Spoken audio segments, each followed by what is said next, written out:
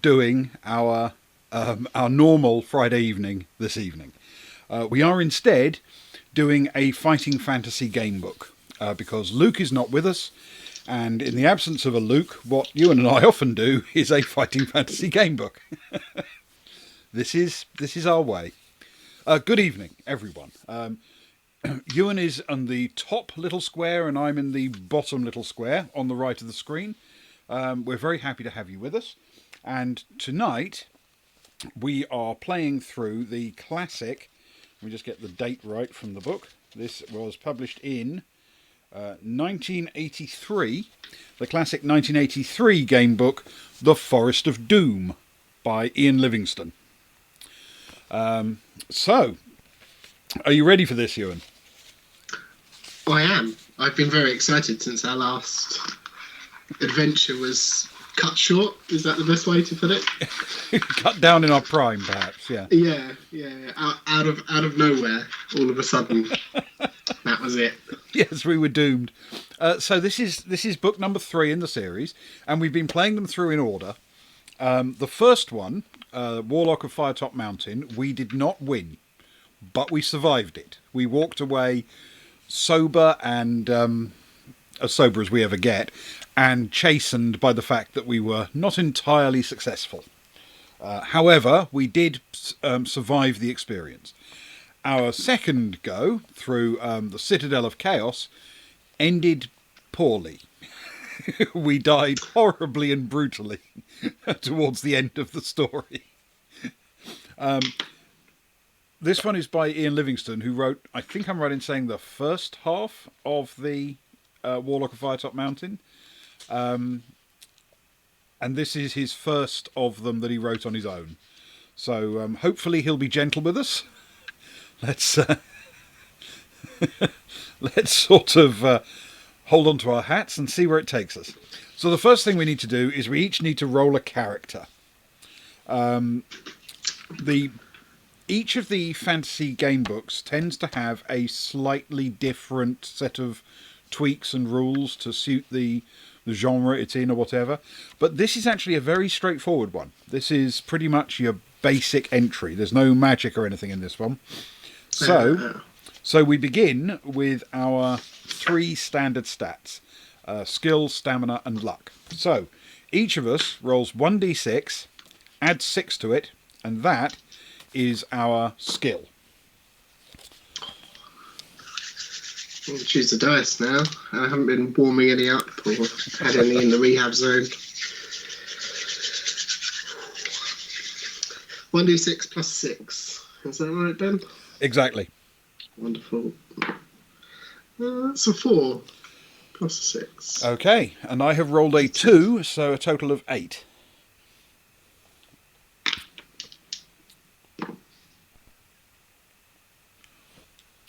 Then, good evening, Ali. Nice to have you with us. Then, for stamina, we roll 2d6 and add 12. Wonderful. Oh. I feel I've done so slightly well there. I don't know if you can see that because I can't see my camera. I did pretty well myself. I ended up with 22. I'll take that. I'll take that 12. Yeah, don't blame and you. I'll swap the dice out so nobody calls me out. And finally, for luck, it's 1d6 plus 6 again. That's a 2. Okay, and I rolled a 3, so I have a total of 9. Now, because we're going through this as a pair of characters, what we always do is knock off 4 points from anywhere we choose from our list. 4 points each. Oof. Well, realistically, it's going to be all stamina for me because I think I can absorb a loss of 4 from 22. Yeah, I'm going to agree actually, and I'm going to seeing as I rolled 12, I think it makes sense that be the one that I take 4. Excellent. Now, the next thing we need to worry about is adventuring equipment. So you start with essentially a bare minimum of equipment, which works for the standard combat rules, of course. A backpack, and we may have one magic potion each. So a potion of skill restores all skill points back to their initial level. A potion of strength does the same for stamina points. And a potion of fortune restores luck points and adds 1 to the initial luck. Oh, so your max goes up by 1. Is that right? Exactly. Well, it is my lowest as well. Go on then. I will take a potion of fortune. Yeah, I think I will as well, on the basis that if this book is like the others, you don't get robbed of skill all that often. On the other hand... No, I'm going to go with stamina. Sorry. I'm a coward. Last minute change.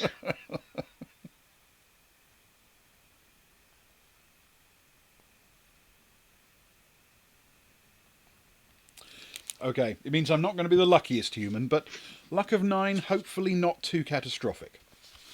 So, we begin with... Yes, thank you, Socks. I know. I'm always looking for a locker to hide in. So, the background. You're an adventurer, a sword for hire, and have been roaming the northern borderlands of your kingdom. I like the way it says your kingdom as if you own it. Anyway, having always spurned the dullness of village life, you now wander the lands in search of wealth and danger. Despite the long walks and rough outdoor life, you're content with your unknown destiny. The world holds no fears for you, as you're a skillful warrior. They must have seen the dice rolls. Well practiced in the art of slaying evil men and beasts with your trusty sword. Not once during the last 10 days since entering the northern borderlands have you set eyes upon another person. This doesn't worry you at all, as you're happy with your own company and enjoy the slow, sunny days hunting, eating and sleeping. It's evening, and having feasted on a dinner of rabbit, spit roasted on an open fire, you settle down to sleep beneath your sheepskin blanket. So when they say hunting, they mean rabbit and sheep, right? I can see why we have no fears in life. Yeah. There's a full moon, and the light sparkles on the blade of your broadsword skewered into the ground by your side. You gaze at it, wondering when you'll next have to wipe the blood of some vile creature from its sharp edge. These are strange lands, inhabited by weird and loathsome beasts, goblins, trolls, and even dragons. As the flame of your campfire gently dies, you begin to drift asleep, and images of screaming green-faced trolls flicker through your mind. Suddenly, in the bushes to your left, you hear the loud crack of a twig breaking under a clumsy foot. You leap up and grab your sword from the ground. You stand motionless but alert, ready to pounce on your unseen adversary. Then you hear a groan, followed by the dull thud of a body falling to the ground. Is it a trap? Slowly, you walk over to the bush, where the noise is coming from, and carefully pull back the branches. You look down to see a little old man with a great bushy beard, his face contorted with pain. You crouch down to remove the iron helmet covering his balding head, and notice 2 crossbow bolts protruding from the stomach of the plump, chain-mail-clad torso. Picking him up, you carry him over to the fire and stir the dying embers into life. After covering him with the sheepskin blanket, you manage to get the old man to drink a little water. He coughs and moans. He sits up rigid, eyes staring fixedly ahead, and starts to shout. "I'll get them! I'll get them! Don't you fear, Gillibrand! Big Leg is coming to bring you the hammer! Oh yes, indeed I am! Oh yes!" The dwarf, whose name you presume to be Big Leg, is obviously delirious from the poison-tipped bolts lodged in his stomach. You watch as he slumps down again to the ground, then whisper his name in his ear. His eyes stare unblinkingly at you as he again starts to shout. "Ambush! Look out! Ambush! The hammer! Take the hammer to Gillibrand! Save the dwarfs!" His eyes half close, and the pain seems to ease a little, and as the delirium subsides, he speaks to you again in a low whisper. "Help us, friend. Take the hammer to Gillibrand. Only the hammer will unite our people against the trolls. We were on our way to Darkwood in search of the hammer, ambushed by the little people. Others killed. The map in my pouch will take you to the home of Yastromo, the master, mage of these parts. He has great magics for sale to protect you against the creatures of Darkwood. Take my gold. I beg you to find the hammer and take it to Gillibrand, my lord of Stonebridge. You will be well rewarded. Bigleg opens his mouth to start another sentence, but nothing comes out except his last dying breath. You sit down and ponder Bigleg's words. Who is Gillibrand? Who is Yastromo? What is all the fuss about the dwarfish hammer? You reach over to the still body of Bigleg and remove the pouch from the leather belt around his waist. Inside you find 30 gold pieces and a map. Now I'm looking at the map, and basically it's a big round forest with a town on the other end of it and a tower on our end of it called Yastromo's Tower. There appears to be a road that goes all the way around it, which seems the obvious way to go, because the forest is called Darkwood Forest, but I suspect we're not going to be allowed to take that road for some reason. Jingling the coins in your hand, you think of the possible rewards which may await you just for returning a hammer to a village of dwarfs. You decide to try to find the hammer in Darkwood Forest. Ah, that'll be why. It's been a few weeks since your last good battle, and what is more, you're likely to be well paid for this one. With your mind made up, you settle down to sleep, having taken back the sheepskin blanket from poor Bigleg. In the morning you bury the old dwarf and gather up your possessions. You examine the map, look to the sun, and find your bearings. Whistling merrily, you head off south at a good pace, eager to meet this man Yastromo and see what he has to offer. Now, turn over. Ooh, we're heading south. Well, not according to the map, seemingly. Oh. It's possible we were sort of alongside the forest and had to head south in order to head north again, if that makes sense. Yastromo's tower is right at the bottom of the map. Okay, so we'll start at the bottom. We'll work on the basis that we start at the bottom. I don't actually know. Your walk to Yastromo's takes a little over half a day, and you arrive at his stone tower home dirty and hungry. As the tower is set back on the edges of Darkwood, some 50 metres away from the path, it's difficult to find. Finally, you walk up to the huge oak door, somewhat relieved to find that it does exist and that Bigleg had not been speaking wildly in his delirium. A large brass bell and gong hang from the stone archway. As you ring the bell, a shiver runs down your spine, and you realise that the loud bong invades a deep silence, which you hadn't noticed before. There are no sounds of birds or animals to be heard. You wait anxiously at the door and hear slow footsteps descending stairs from the tower above. A small wooden slot in the door slides open, and 2 eyes appear and examine you. "Well, who are you?" demands a grumpy voice through the hole. You answer that you're an adventurer in search of the master mage Yastromo, intending to purchase magical items from him to combat the creatures of Darkwood Forest. "Oh, well in that case, if you're interested in buying some of my merchandise, you'd better come up. I am Yastromo." He then turns and slowly climbs the stone stairs. Will you follow him up the stairs, or draw your sword and attack him? I mean, this all seems pretty straightforward at this point, right? Yeah, I don't imagine think there's so. any trickery here. let's follow. Okay, we follow him up. Unless, of course, you want to attack straight out the gate. I mean, I don't feel that we are a murder hobo kind of group. So we follow him up the stairs. We turn to 261.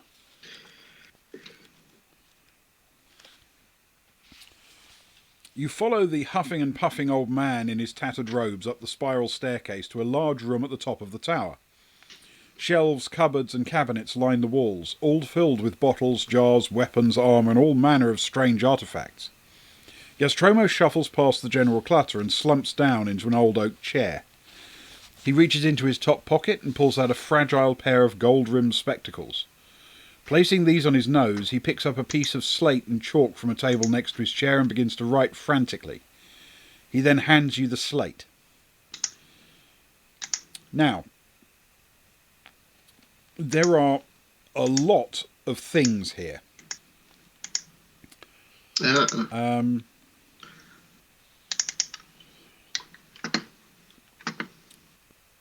and I haven't got the slightest idea how much gold we actually have. We did get 30, didn't we? I think it was 30, yes. So we can have potions of healing, plant control, stillness, insect control, or anti-poison. Holy water, ring of light, boots of leaping, rope of climbing, net of entanglement, armband of strength, glove of missile dexterity, rod of water finding, garlic buds, headband of concentration, fire capsules, and nose filters. Sounds like a lot of stuff. It does, doesn't it? It certainly does. And as a quick calculation here, what's this? 3, 5, 10, 12, 15, 20, 26, 29, 31, 33, 35, 38, 41, 44. If we wanted one of everything, it would be 44 gold. Okay. And we have... Did I say 30? Yeah, I say 30? I think we've got 30. So... choose some things that total the difference and remove those and stick one of everything else. I mean, I haven't got the slightest idea what's likely to be worth having, to be honest.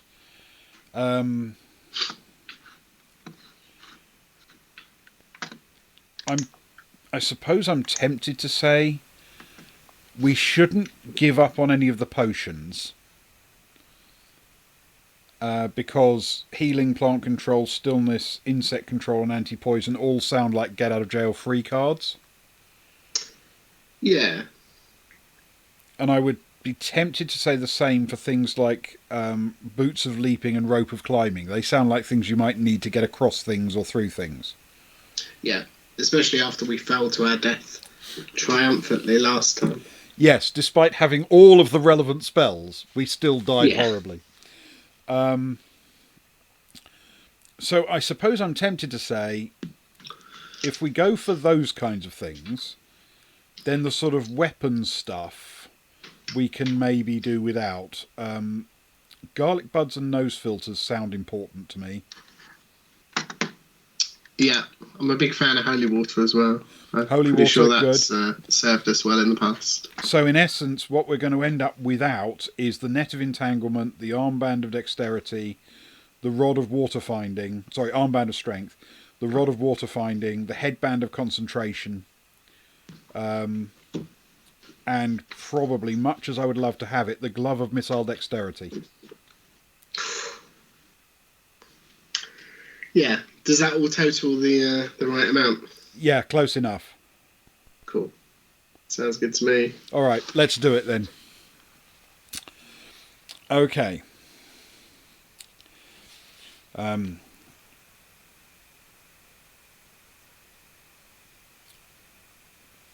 each of these items only work once, naturally, and they apparently all have labels on them, telling you exactly how to use them.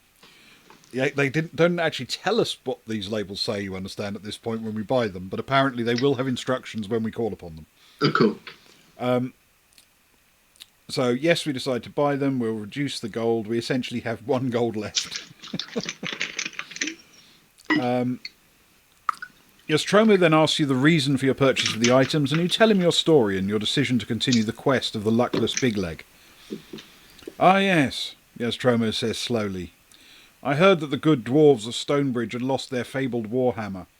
Without it, their king is unable to arouse his people, despite the fact that the hill trolls threaten their village. Rumour has it that the envious king of another village of dwarfs sent an eagle to Stonebridge to steal the hammer, which it managed to do, but as it flew back over Darkwood, it was attacked by deathhawks, and the hammer dropped into the forest and was lost. Apparently 2 forest goblins found the hammer, but could not decide who was to keep it. They wrestled for hours but gave up. Then they discovered that the handle unscrewed from the head, and the argument was settled. One kept the head, the other kept the handle. Then they parted, each happy with his new treasure. Who knows if they still have them? So I'm afraid your problems are doubled. I can tell you that the head is made of bronze and the handle is made of polished ebony. Both head and handle have the letter G inscribed on them.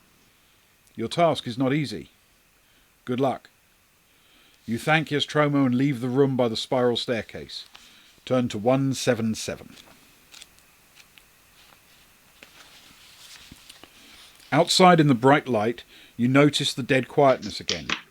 A narrow path leads northwards from the tall grass surrounding Nostromo's tower into the dense undergrowth of Darkwood Forest. In a few strides you're surrounded by the dark and tangled forest. Stones and knotted roots seem to hide in the shadows, and you can almost believe that they're trying to trip you up. The light fades quickly, and the air becomes moist and unpleasant. Deeper and deeper you go into the gloom. Eventually the path forks on either side of a huge old tree. And we can go west or east. Well, I have forgotten a general rule of thumbs. I don't suppose we're going to come across many doors in this forest. I may be wrong. Who knows? Who knows? What do you think? I think there's probably no right answer, I guess, at this stage. Is there anything else on the map? Is it literally just a circle around a wood? It's just a wood, yep. Okay. Yeah, the entire centre of the map is fundamentally just a big hedge. It just looks like a big oval block of map. Yeah. With just full of wood. Socks thinks we should lick west, so I'm tempted to say let's go west. Yeah, the only other thing it does appear to have is a sort of east-west road running right through the middle of it. So west it is. Yep. Yeah. Okay. Yeah. West. So to go west, turn to 289. The narrow, overgrown path continues to weave its way through the crowded forest. Strange animal cries echo through the trees. It's not long before you arrive at another junction in the path. If you wish to continue westwards, turn to 76. If you wish to turn north, 147. We are not satisfied with anything. When there's no animal noises, we think it's spooky, and when there's animal noises, we think it's weird.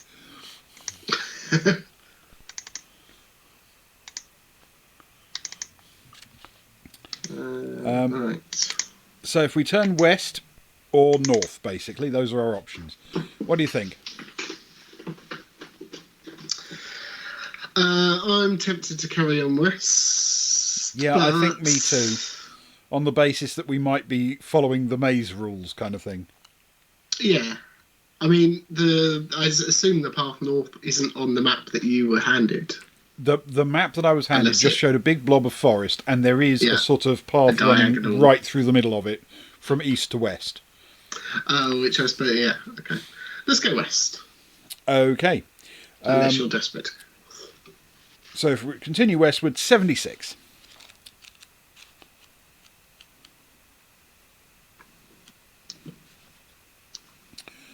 The path turns suddenly to the right and proceeds northwards into dense undergrowth.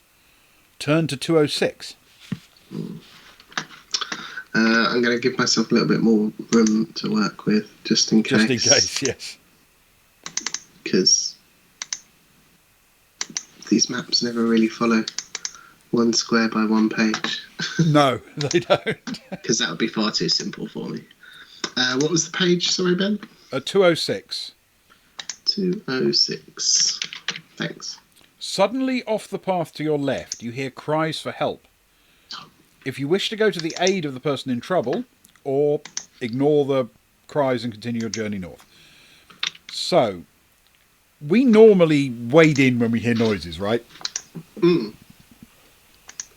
That is generally what we do. We are brave and enthusiastic. Yeah. Yeah, do you feel that's the right route to go here?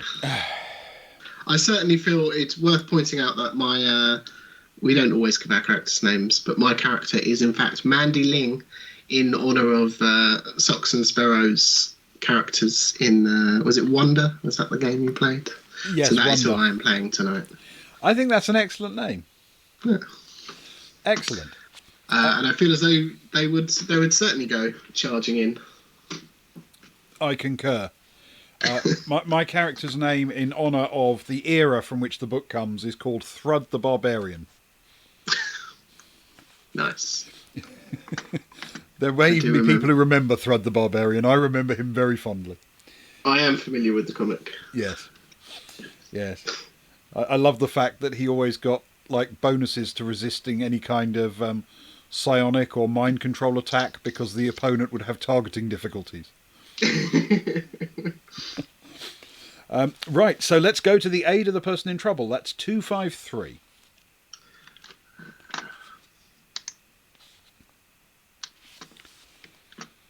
Clambering over the gnarled roots of the old trees, you head in the direction of the cries. After a few minutes, you see a man dressed in long, dark robes with his foot caught in a rusted rabbit snare.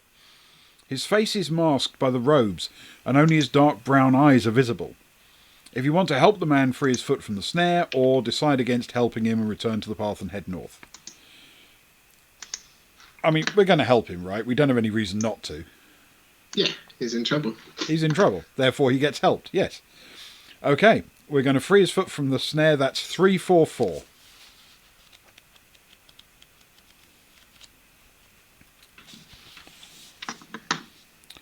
You wedge your sword between the jaws of the snare and pull on it like a lever. The robed stranger adds his strength, and finally the snare springs open. He thanks you over and over again and explains that he's in the forest looking for his long-lost brother, who he thinks is living the life of a hermit somewhere in its depths. Together you scramble back over the roots of the trees to the path.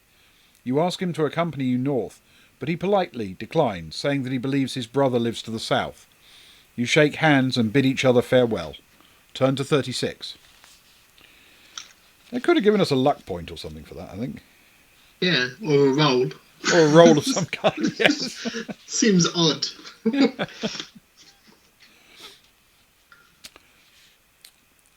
Thinking about the robed stranger, you feel a little uncomfortable.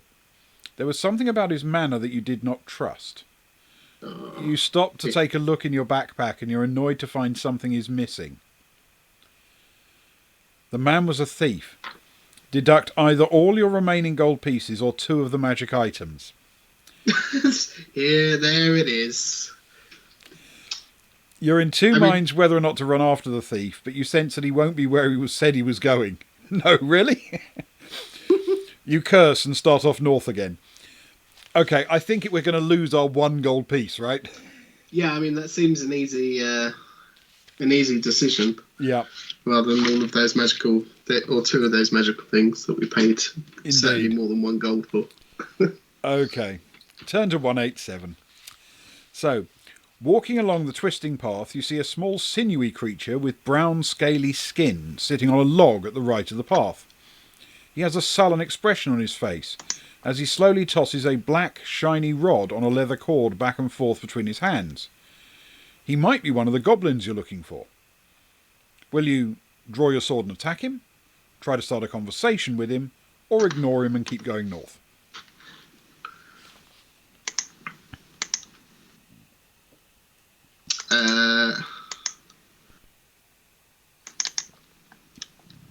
I mean, I can't remember the last time any of us turned away a conversation in a role-playing game. Pretty much. It's it's what we do. We do words. Yeah, exactly. Okay, it's got to be that then. We will start a conversation with the goblin. He is number 203, apparently.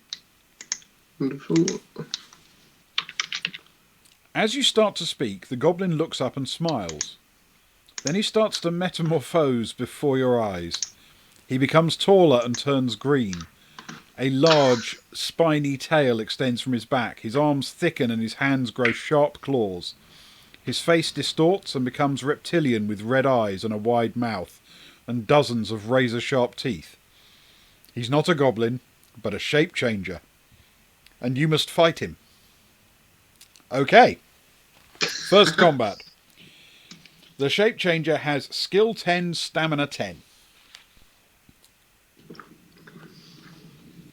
Cool. You want to go first? No, after you. All right. So for combat, it's 2d6 plus skill. Yeah, and you're looking to beat their Yeah. So both the same. I have rolled a 6 plus 8 is a mere 14. What's your one? Because we'll bang through this quicker if we do it round on round, won't we? Mine is an 8 plus 10. An An 18. 18. Okay. And he rolls a 15. So he was attacking you, it turns out, which means he didn't score a hit on us, and you knocked him down by 2. He's now got stamina of 8. Round 2. He's rolled a 7, so that's a total of 17. I've rolled a 4, which is a 14. And I have done less well than that. I've rolled a total of a 12, and this time he was fighting me. So I'm afraid he has knocked me down by 2 stamina. Oh. Right, they can go in the rehab zone. Okay. And his next round, he rolls a 5, so that's 15. I've rolled an 8, so that's 16. Mine's 7, so that's 17.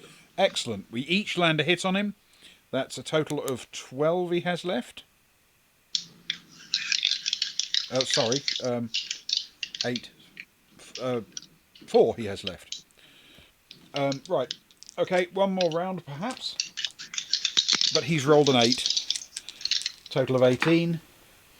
Oh. That's all right. I've rolled actually the same. Total of 18. I rolled a 2, so that's a 12. Okay, but he was aiming at me. So it turns out we battered each other and you didn't land one. Okay. Yeah, right. I'm burning through these dice far too quickly. Next time he's rolled a 17. That's... I've rolled a 16. I rolled an 8 plus 10 is 18. Excellent. He was going after you, so he's missed, and you've landed a hit on him, and I haven't. So he's now down to just 2 stamina. One more. Wonderful. This time he's rolled a 4, 14. And I got a 16. And I got an 11 plus 8 is 19. Between us, we have done him in. Excellent. Though it did cost me a couple of stamina en route.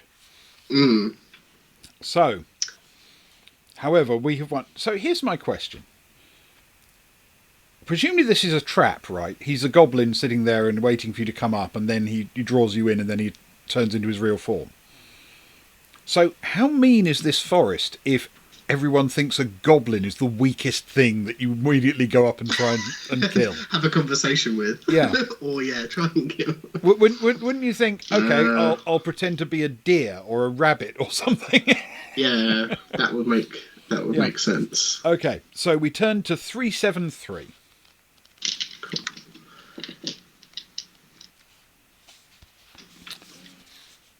You slump onto the log, exhausted after your long battle. Sadly, the black rod was just part of the shape changer's illusion, and it exists no more. However, you notice some violet mushrooms growing behind the log. They're unfamiliar to you, but look tasty. If you wish to eat some of the mushrooms, or continue north, you can eat mushrooms or continue north. I will not be eating any weird mushrooms that I find on the side of a log. Same here. I'm going to ignore the weird mushrooms on the basis that so far we're not in such desperate measures that we need to take unhealthy risks.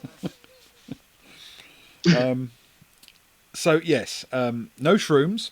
We keep going on. We'll continue north to 148. Perfect. 148.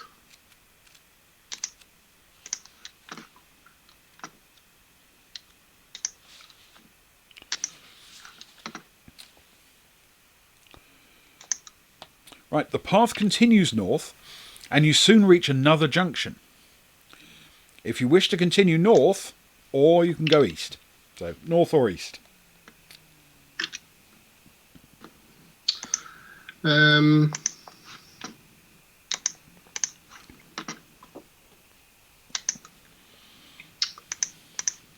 I do not know.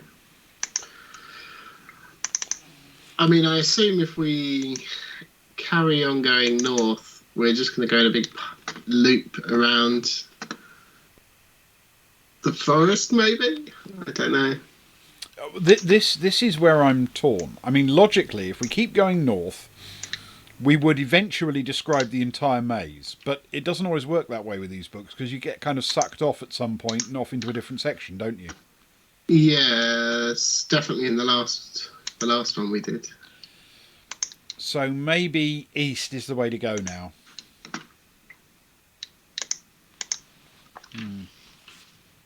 Yeah, was that 128? Sorry, Ben. 148. 148. I was faffing around with my colours. Yeah, I'm happy to go east. That sounds okay. Let's try sounds east. Good. If you wish to go east, turn to 20.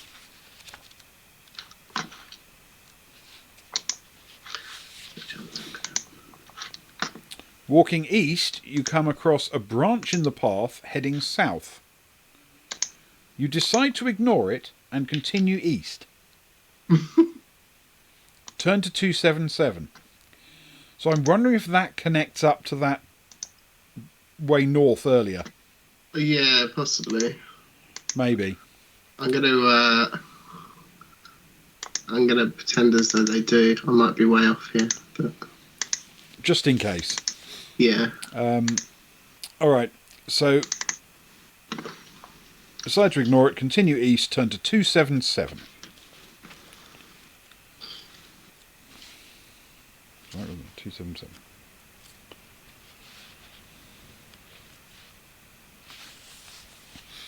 The path continues east for some distance, and then turns sharply north, narrowing slightly. The trees seem to crowd in on the path even more than usual, and a tingling down your spine tells you something is not right. Suddenly a branch from one of the trees to your right whips out and knocks you to the ground. Lose a stamina point. You stagger to your feet to see the tree has moved onto the path, blocking your way. The tree is old, with thick, cracked bark. You can just make out its hidden eyes and mouth in the middle of the trunk and realise you've been attacked by a treeman. You may escape or fight.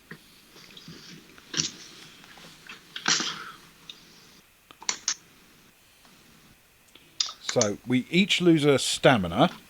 Yep. Which is irritating, but there you go. And then we can flee or fight. Flee or fight, yes. Flee or fight. That's definitely the way to go. The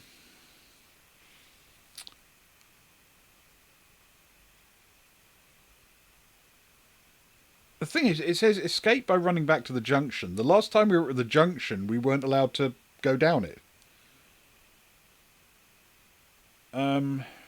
Unless it means back to all the way back to where we head north, which I suppose it might do.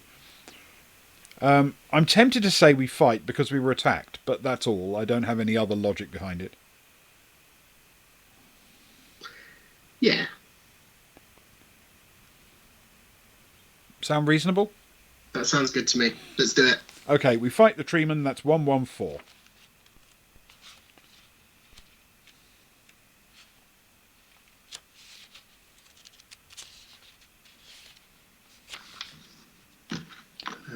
Right.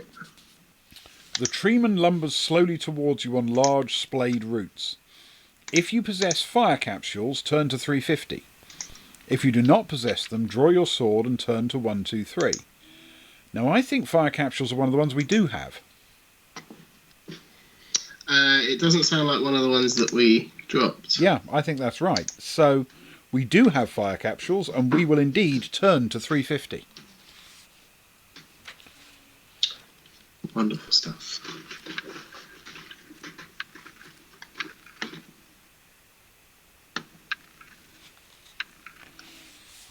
You reach into your backpack and pull out a small cloth pouch containing the capsules.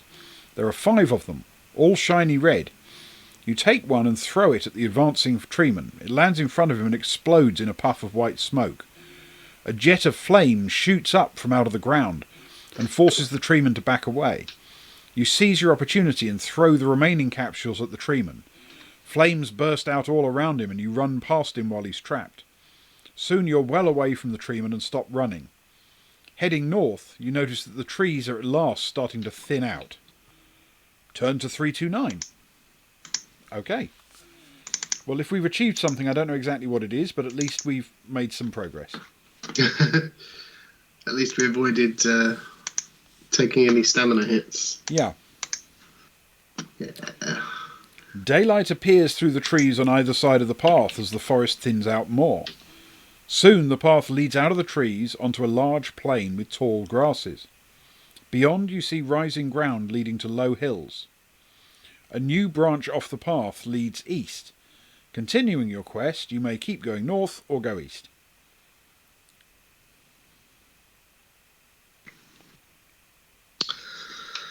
Ooh. I don't know. Frankly, chat. Any ideas? Ben, any ideas? It seems quite random at this point. I think we're, well, I mean, my map could be way off, but it feels like we're more central. Yeah, probably. So, east-ish? Yeah. Yeah, why not? Yeah. We will head some east. And east is 252. Cool.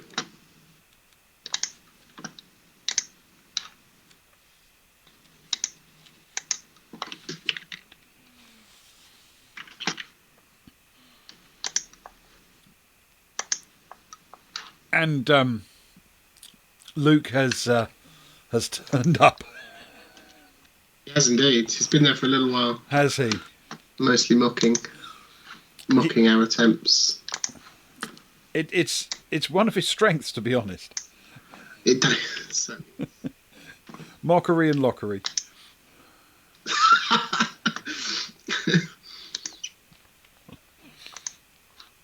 So, 252.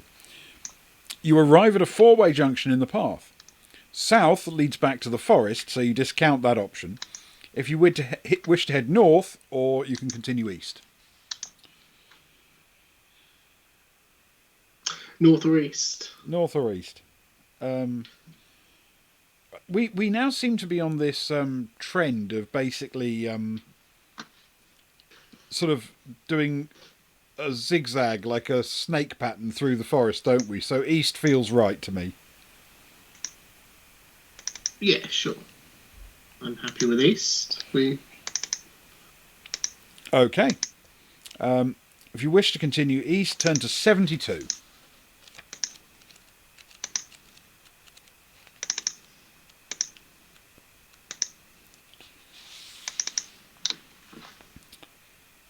The path ends at a junction. The way south leads back to the forest, so you decide to head north, turn to 138. My God, we're banging through this one. It has been nice into saying you don't want to go south. Yeah. Because you've already been that way. Kind of. Helpful.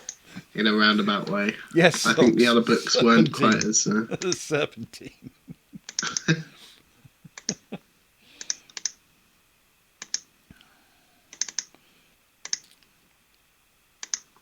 As you walk along the path through the waist-high grasses, you watch the grass rippling in the wind.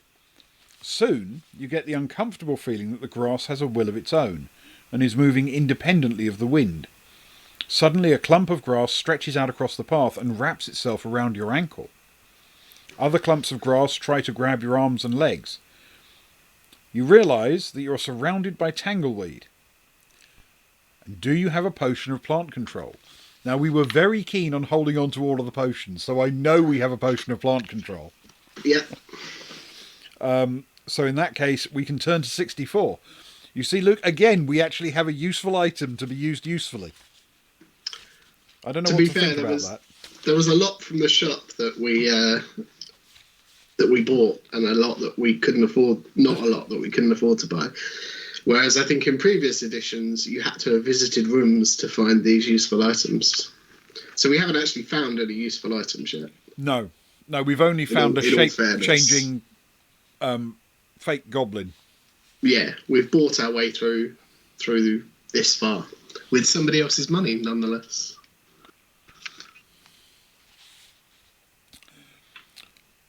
Before the tangleweed can drag you to the ground, you manage to grab the bottle containing the potion of plant control from your backpack and gulp down its contents. As if touched by flame, the tangleweed releases your limbs and retreats from the path. You decide to run quickly along the path while the effects of the potions still last. Turn to 142.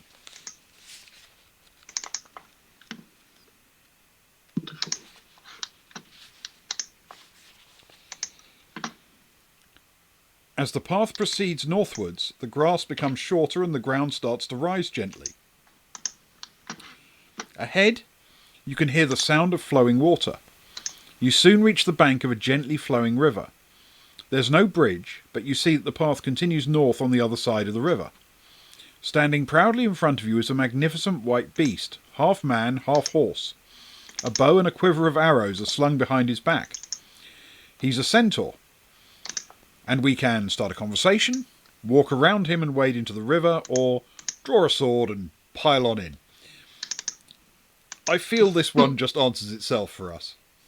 Yeah, definitely. We will definitely try to start a conversation with the centaur. I think assuming he has a bow and arrow and he hasn't attacked us, or they haven't attacked us yet, it feels like a conversation. Indeed. 366. Have a conversation with a centaur. We will definitely not lick the centaur socks. Sorry. If it was a true RPG and we could do whatever we wanted, maybe. Believe it or not, the book has so far not allowed us to lick anything. It's poorly written. You bid the centaur good day, to which he replies in a similar manner. It is pleasing to meet somebody who's not attacking you on sight. You ask the centaur if he has any information which might lead you to your goal, but he doesn't know anything. He says that he doesn't wander much these days as he's getting old. He just wants to own a little gold for his old age. He offers to carry you across the river for 3 gold pieces. Will you accept his offer or refuse politely and wade into the river? Well, we can't accept his offer. We don't have any gold pieces.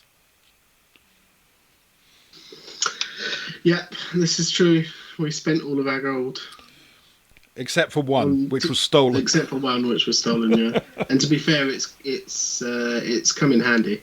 At least a couple of the things that we bought have come in handy. Yeah, so very handy. I don't feel too put out by the fact so we're going to have to wade into the river, and that is 178. And I have a horrible feeling this is going to end badly, but we'll see. 178.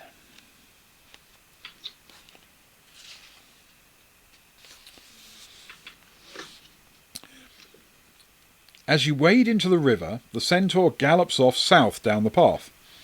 The water is dark green in colour, and you wonder if any creatures lurk in its depths. Although the water only rises to your waist, it's very cold and your legs feel numb. You think something is touching your legs, maybe weeds, but it's difficult to tell.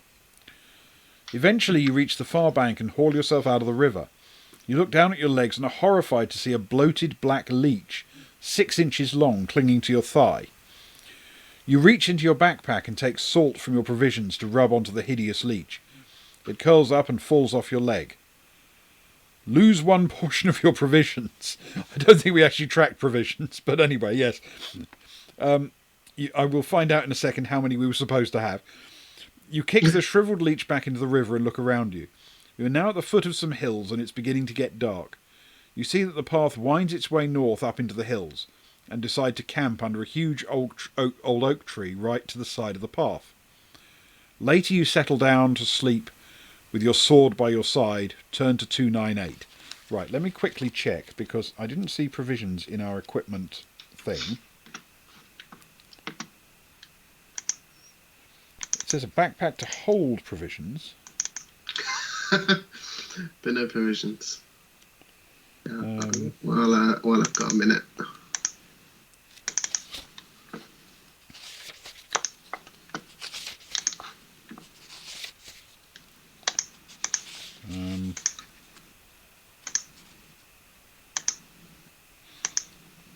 A sword and a backpack containing provisions.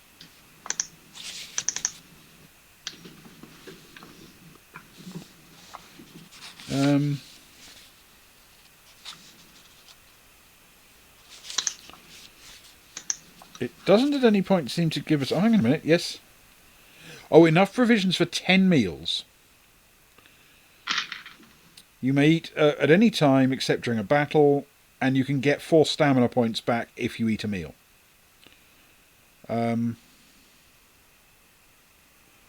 Okay, so we're down to 9 provisions, okay?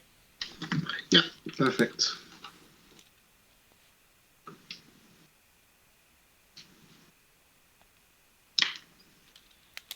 Excellent stuff. Later you settle down to sleep with your sword by your side. That's a lovely tree. Thank you. Turn to 298.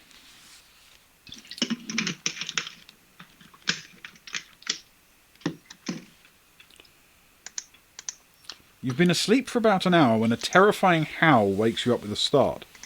It seems to be coming from the west, some distance away. You look up to see a full moon in the night sky. While looking up, you suddenly notice a large black shape moving in the branches above you. You forget about the howling and leap to your feet, grabbing your sword at the same time as a giant spider drops to the ground beside you. Its massive rounded body moves slowly towards you on black spiny legs. Not wishing to leave all your possessions, you're forced to fight. Okay. A giant spider has skill 7 and stamina 8. This should be quick. So, skill 7, stamina 8. Cool. The spider has rolled an 8, so that's a total of 15. I have rolled a 9. I've rolled a 4, so that's 14. Okay. They can go back in the rehab zone. But the spider apparently went for me this time. So the spider is now down to 6 stamina. Round 2. The spider did a 5. So that's a total of 12. Mine's an 18 this time. Yeah, mine's an 11. Mine is 19. So the spider is now down to 2. And its next attack was an 8. Plus 7 is 15. I've got 6 plus 10 is 16. And I've beaten it as well, so the spider is no more. Good stuff. We have dispatched the giant spider. If you win, turn to 140.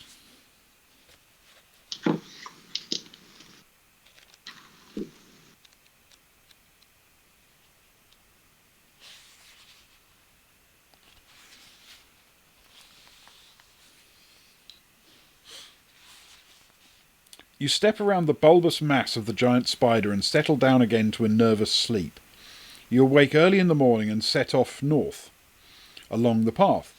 The ground is quite steep now, as the path wends its way up into the hills. By the time you reach the top, the sun is quite hot. All around in the distance you see the tight green circle of Darkwood Forest. Mist still hangs in the tall grasses behind you, but ahead you see a valley floor bathed in sunlight. All is quiet. As you start down the far side of the hill, you see a junction in the path. You can continue north down the hill or go east along the new path.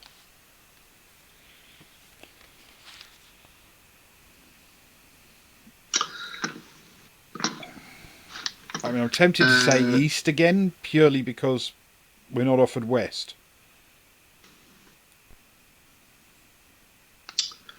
Yeah. Yeah, I'm happy to go with east. Okay, we'll try east. East is 267. Wonderful.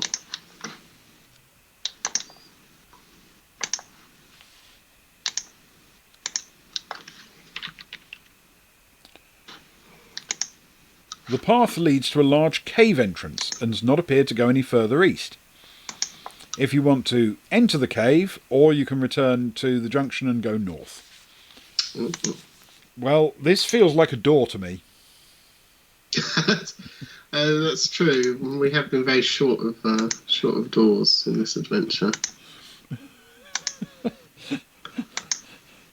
I mean, it feels like we should take them up on one when they offer us a door. We have to take a door, right? Yeah.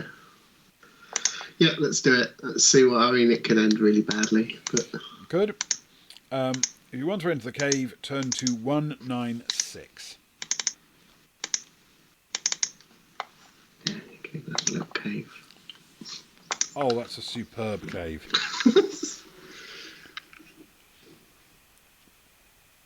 You step into the dark cavern with your sword drawn. The air is cold and moist. You hear a loud snoring, and as your eyes adjust to the darkness, you see the large bulk of a cave troll, asleep in a large stone chair. His skin is brown and wrinkled, and he's wearing animal hides. A wooden club lies across his lap, and a large leather bag hangs on the back of the stone chair. So, we can creep up and take the leather bag while he sleeps. We can use the net of entanglement, or we can leave and head back to the junction. I have a very strong feeling the net of entanglement is one of the things we didn't get. Yes. Do you want to try and take his... Yeah. I mean, not only is... I mean, the thing is, this guy's a troll, and we are opposed to trolls on this mission, aren't we? Because they're the enemy of the dwarfs. Yeah. So the most aggressive approach we can use is indeed take the leather bag. We will turn to 376, stealing his bag. Hopefully. We hope.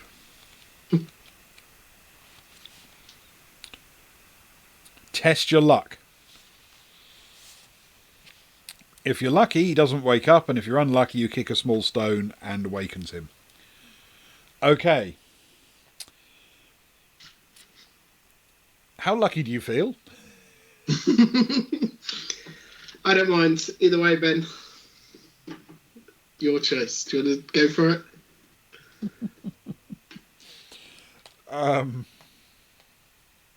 Yeah, I'll give it a shot. What the hell? Yeah. I have the mighty luck of 9. Oh, that's not too bad, though. That's 7. I have achieved luck, though obviously it costs me a point, doesn't it, to do it? Oh, yes, that is true. I keep forgetting that. So I have tested my luck. I'm lucky, turned to 74.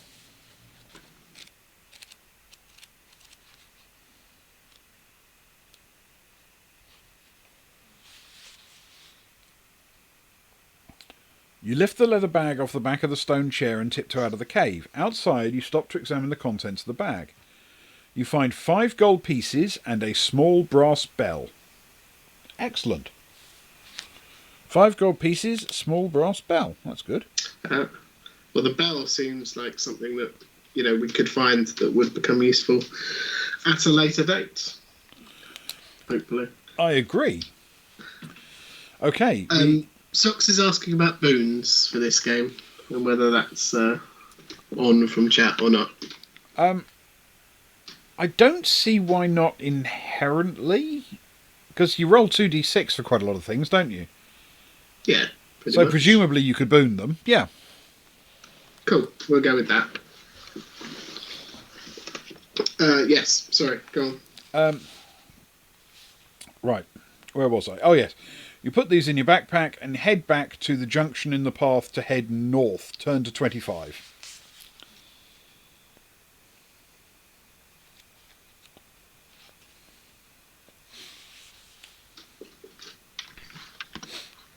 Eventually the path levels out and you find yourself on a valley floor.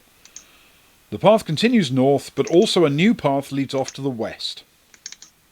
Ooh. So north or west now.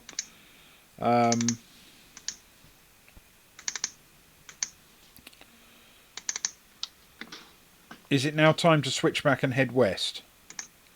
Yeah, that sounds good to me. All right. We've come quite a ways, haven't we? We have, I think, a reasonable amount north. So let's turn to 56 then to go west. Wonderful. 56.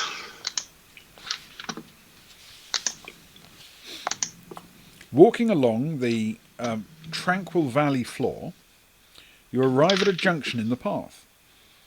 You see that the way south leads back to the hills, so decide to dismiss that option. If you wish to continue west, or you can head north. Okay, so we've got another west or a north. I do like the fact that it stops you going around in circles. It keeps saying, no, that leads back the way you've come. Yeah, which I think is I don't know whether it's the nature of the map, maybe. But definitely feels different and less frustrating than the first two books. Yeah.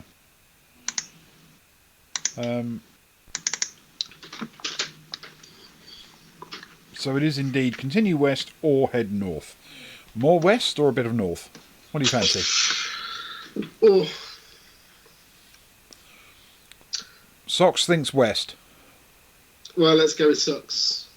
I'm not one to argue. Okay. Certainly not with our wonderful people in chat. Although, to be fair, Socks, I can scroll around and just purposefully not keeping us in the centre. There is more north available. But yes, let's go west. Okay, go west, young man. If you wish to continue west, turn to 233. There's also some resplending to be done, thanks to Luke. Is there? Yeah. Oh, I can never remember which way round it is. I'm sorry. Hold on a sec. I will try my best.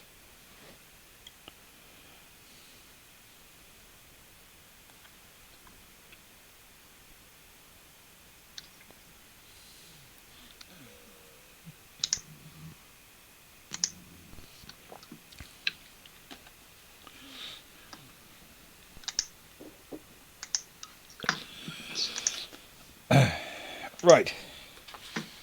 233. To the right of the path, you see a stone wall with a bucket and turning handle. If you wish to take a closer look at the well, turn to 17. If you would rather continue your walk west, turn to 238. I mean, it's not exactly a door, but... Yeah, let's see what the well's got to offer. Closer look at the well, turn to 17.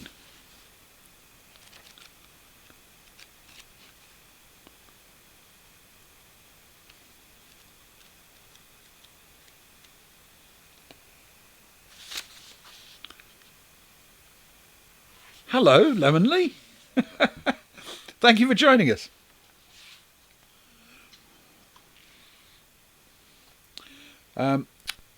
We are playing The Forest of Doom, an adventure game book from 1983.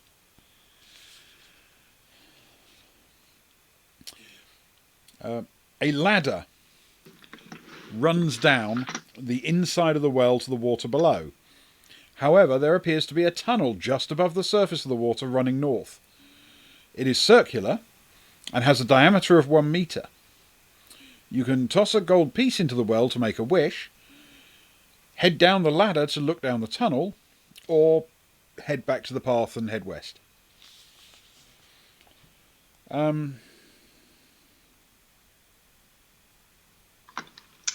See, there's a couple of interesting choices there.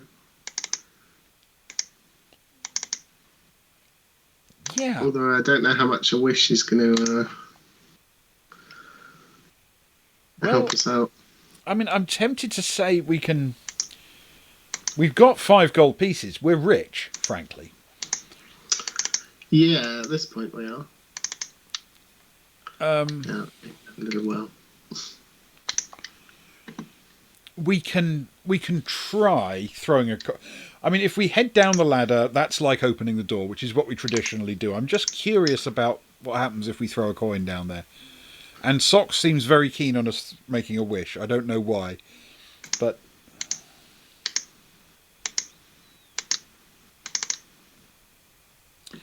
What do you fancy? Coin or descend? Let's make a wish. Let's make a wish. Let's listen to Socks. Listen to never Socks. led us astray in the past. That's a lie. But well, at least not intentionally. Generally speaking. Yeah. Lemon thinks a wish as well. Let's do Okay. it. So we will toss a gold piece into the well. We turn to 89. Wonderful.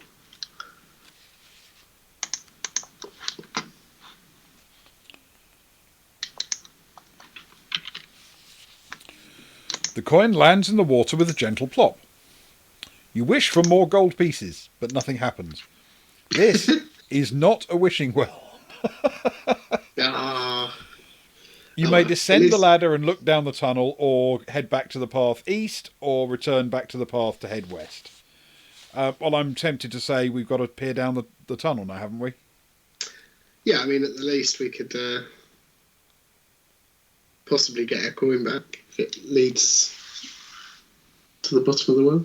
We've got to try. Descend Let's the do it. ladder to look down the tunnel. That is 256.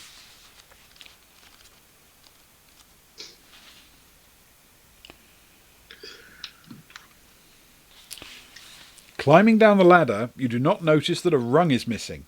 You slip and lose your footing. Test your luck. Oh.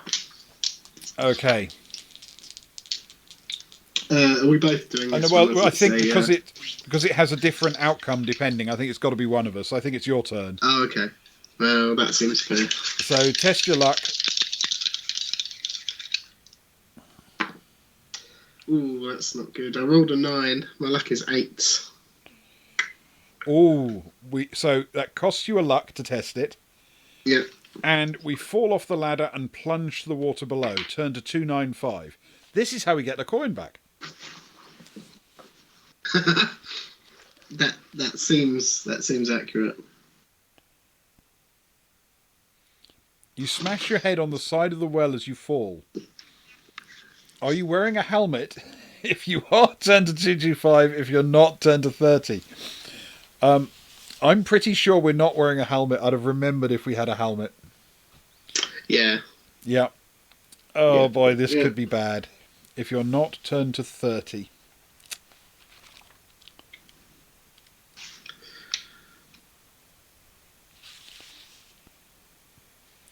Okay, lose 2 stamina points for the deep cut on your forehead.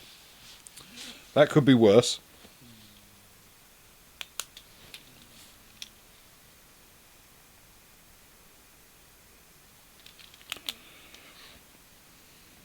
Cool. I shall mark those off. If you're still and alive, which I assume you are, I am, Yeah. turn to 225. Wonderful. I'll wait a little longer next time, Socks, before rolling. I forget about the delay, just in case, so we can get a boon Okay. if the people in chat are feeling particularly kind.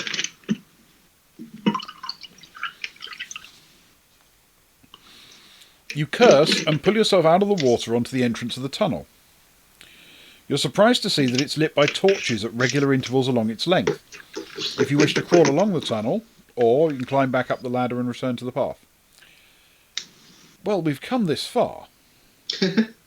Yeah, I mean, it seems silly falling down a ladder, losing 2, hitting your head, losing a bit of health, and then saying, well, you know what, actually, I'm not interested in what's down here. Let's go back up. It can't get any worse, surely. Touch wood. Let's go for it. Okay. 135 is along the tunnel.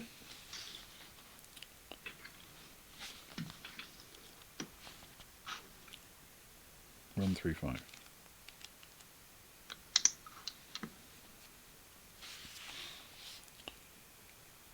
The tunnel continues north until at last you arrive at a junction. If you wish to crawl west, turn to 284. If you wish to crawl east, 151. Oh, Oh, God. More should I be decisions. right? Oh, might have to map this out. To east or west, East or west, yeah. not to scale.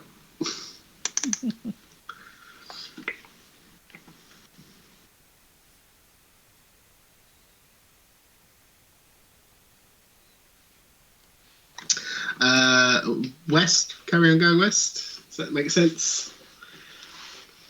Who knows? We're in a tunnel now. I mean, it makes sense to me. But obviously it's a bit disconnected, isn't it? I mean, it's not necessarily the same sort of... Yeah.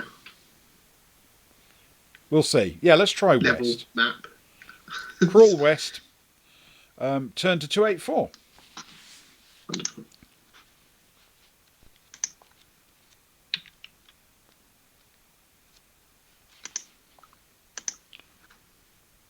You soon arrive at another junction in the tunnel. Head north or south. Wow. This is a more involved well than I anticipated. Given that this was an optional sort of side quest.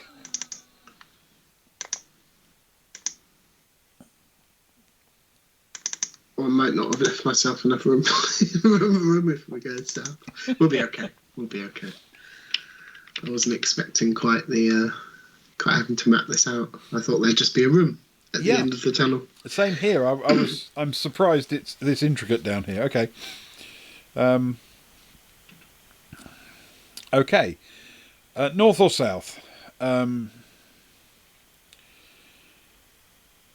tempted to say north just in case there's actually a different exit, because that would sort of move us in an onward direction. Yeah, that makes sense. Maybe. We'll try. Head north, turn to 81.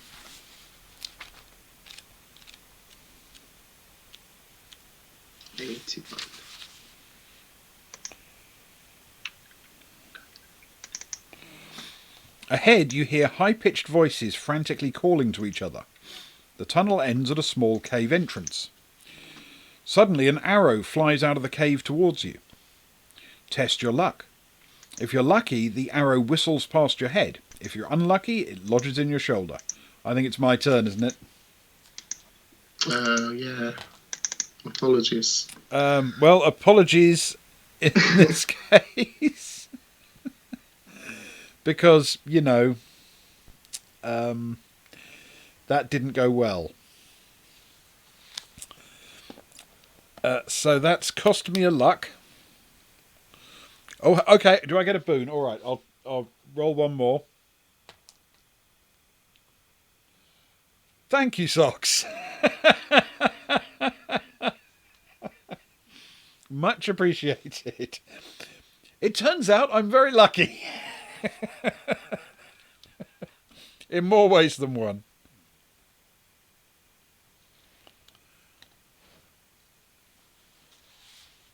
It also appears that we should have listened to Lemon and gone south, but I missed it in chat at the time. It's my fault. Okay, yes, I see. That was clearly a horrible mistake. That's where it went wrong. We are lucky. The arrow whistles past head. Turn to 49.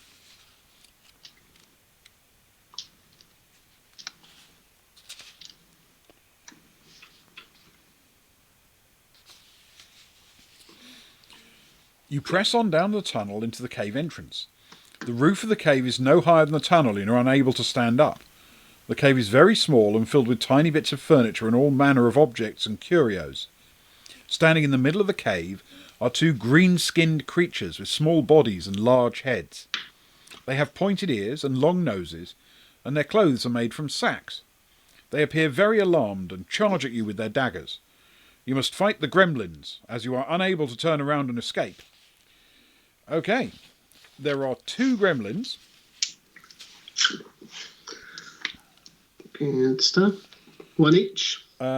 Yes, one each, and they are poor quality opponents. However, there are a couple of things here. First is, can you roll a d6 to determine, because they have different stats, and I've got the stats in front of me. If you roll one, and I'll tell you which one you're fighting. Cool. That is a 6. Okay, then you are fighting the second gremlin, which has skill 3, stamina 2.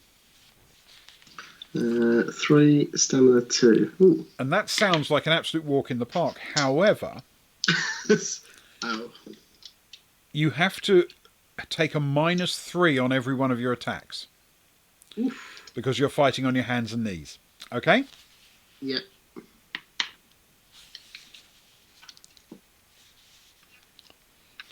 All right. And I shall face the beefier of the gremlins. Same rules. That's skill 4, stamina 3. It's not that much beefier. Right. So I am attacking. That's a 9 plus 8 is 17, minus 3 is 14. And the gremlin has tied it exactly. Rolls 10 plus 4. So no damage either way.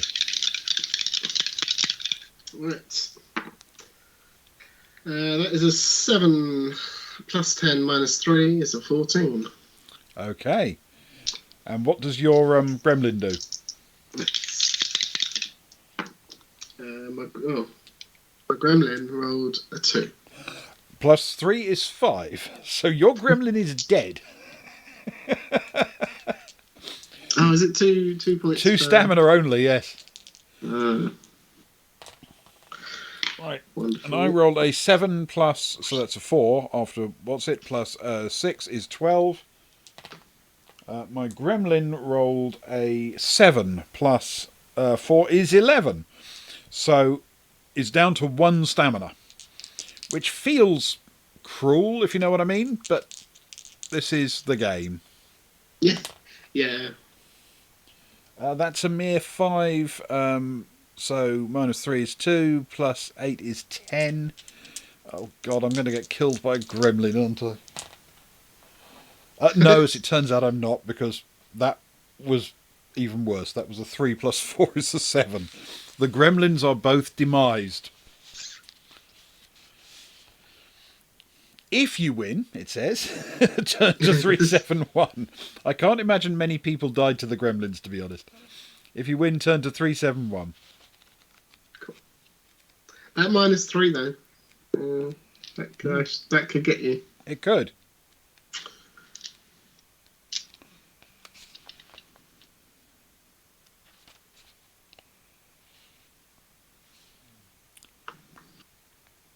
Also, I'm going to take this opportunity, if I may, to have a provisions.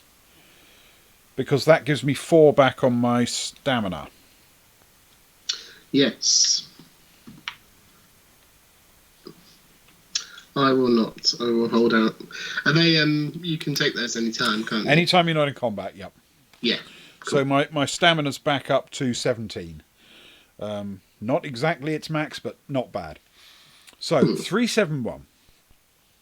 There are many handmade clay figures of human hands in different positions, covering every available surface area. They're painted with bright red glaze. In a copper vase, you find 3 gold pieces. There is nothing else of use or value in the cave. You leave by crawling back the way you came to the junction, taking a clay hand with you if you wish. Oh, I think we'll have a clay hand. Yeah, definitely. So, 3 GP, clay hand.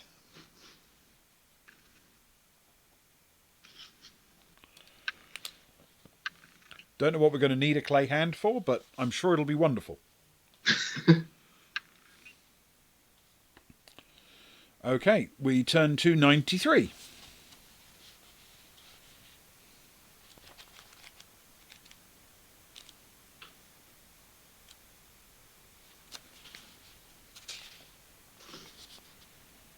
Back at the junction, you can go east or keep going south. I have a feeling south is what we were previously instructed to do and would have avoided us fighting very, very tiny angry gremlin people. Yes. I think we should go listen south. to Lemon and go south. Lemon Lee, we're on it. South, 270.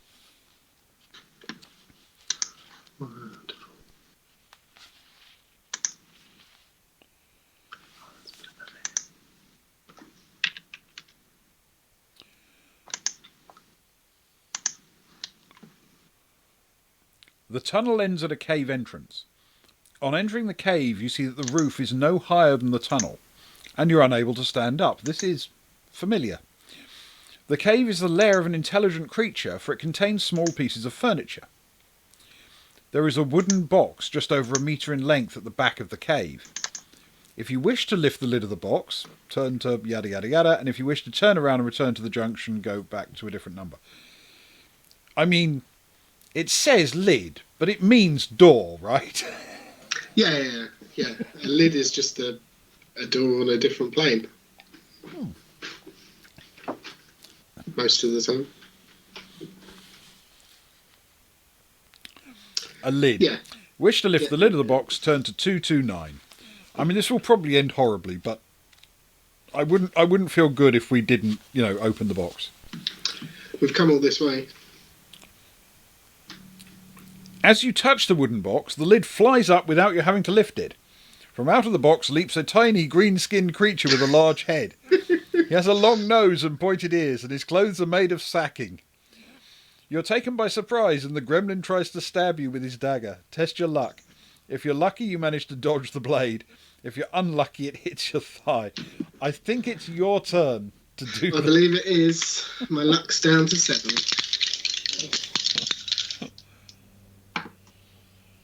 That's an 8. Rather annoyingly. Is that better than your luck? Yes, it is. Okay. So that means you have been lucky. We have been lucky. The blade is dodged. Turn to 165. Wait, it was over my luck. Oh, is it over your luck? Yes. Sorry. Oh. If you're unlucky, the blade sinks into your thigh. Turn to 45. It was a worse number for us, but Aha, yes. in the grand scheme of bigger numbers being better, I don't know if that's the thing. Ask Luke, his maths teacher. Mm-hmm. It was in fact a better number. Turn to 45. Yep. That costs 2 stamina points. So we each lose 2 stamina.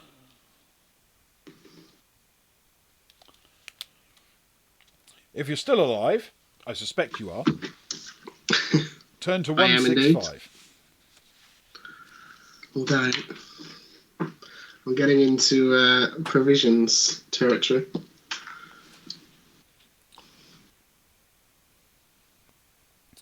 The small gremlin is agile. You back up against a wall and draw your sword. Okay, this is a much tougher gremlin, I will say. Once again, we are going to suffer a deduction of 3 to our attacks. But there's only one of him. There's 2 of us. He is, however, skill 5 this time. Ooh. It's all that hiding in lockers he's been doing. That's right. Jumping out at people. He's been developing his gaming skill by hiding in his lockers. It is the way that makes people better at these things, right? Yeah. So, okay, the gremlin's attack roll will be 4 plus 5 is 9. We have to subtract 3 from whatever ours are. Yeah. 9. Mine is an 8 plus 10 minus 3 is a 15. And I've done a 14, which means we've both landed hits on him. He leapt out, jabbed us in the thigh, and then we both just kebabbed him in response. It's like, ow. He is no more. But it's possible this is a fight he shouldn't have picked. Okay. Yeah. If you win, turn to 242.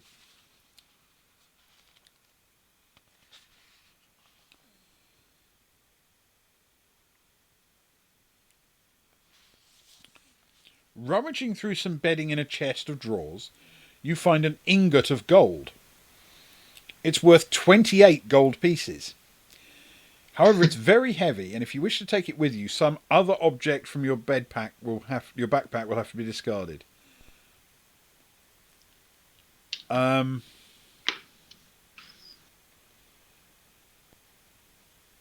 mean, this feels like a classic fantasy trap, doesn't it?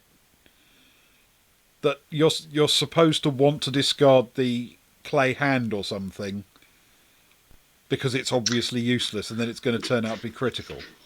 Yeah, maybe. Could we discard the provisions, though? Wasn't our backpack specifically a backpack for holding your provisions? I don't know whether that seems...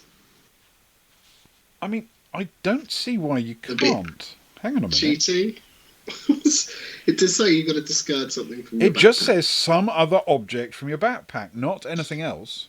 And we know that the provisions aren't just a generic thing because you used one up on a leech. Yeah, So yeah, I think we probably can. and Provided I'm sure when it listed your backpack, it said a backpack for holding your provisions. it did, and it So they're specified definitely in the backpack. when I reread it, it eventually specified 10 provisions. So yes, I'm going to give up a provisions. In fact, I think we should each give up a provisions in exchange for the whole ingot. Yeah, that sounds fair. I tell you, I'm going to give up 2 and use 1. Oh, excellent! Yes, If that makes sense. Yes. So I gain 4. Is that correct? you gain 4 stamina Stamina. for the cost of an provision, and you've gained your share of a 28 gold piece ingot in exchange for another provision. Wonderful.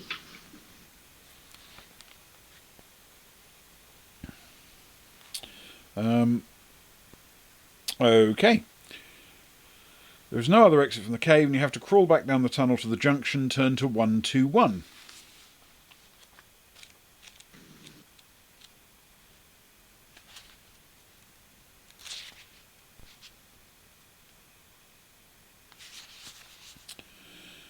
Back at the junction, you may either go east, turn to 61, or keep going north, 81. We know what happens if you keep going north. We've been there. Yeah.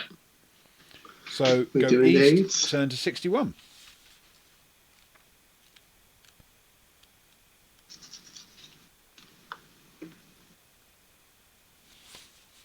Soon you're back at the first junction.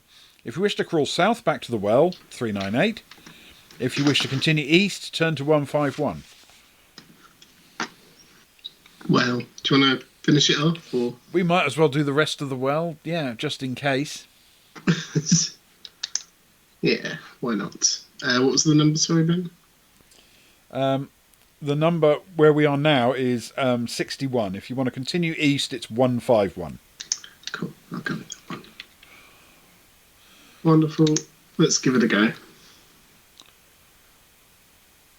Yes, Socks, that's exactly accurate. That is exactly what we did. We murder hoboed a family of basically defenseless goblins by kebabbing them.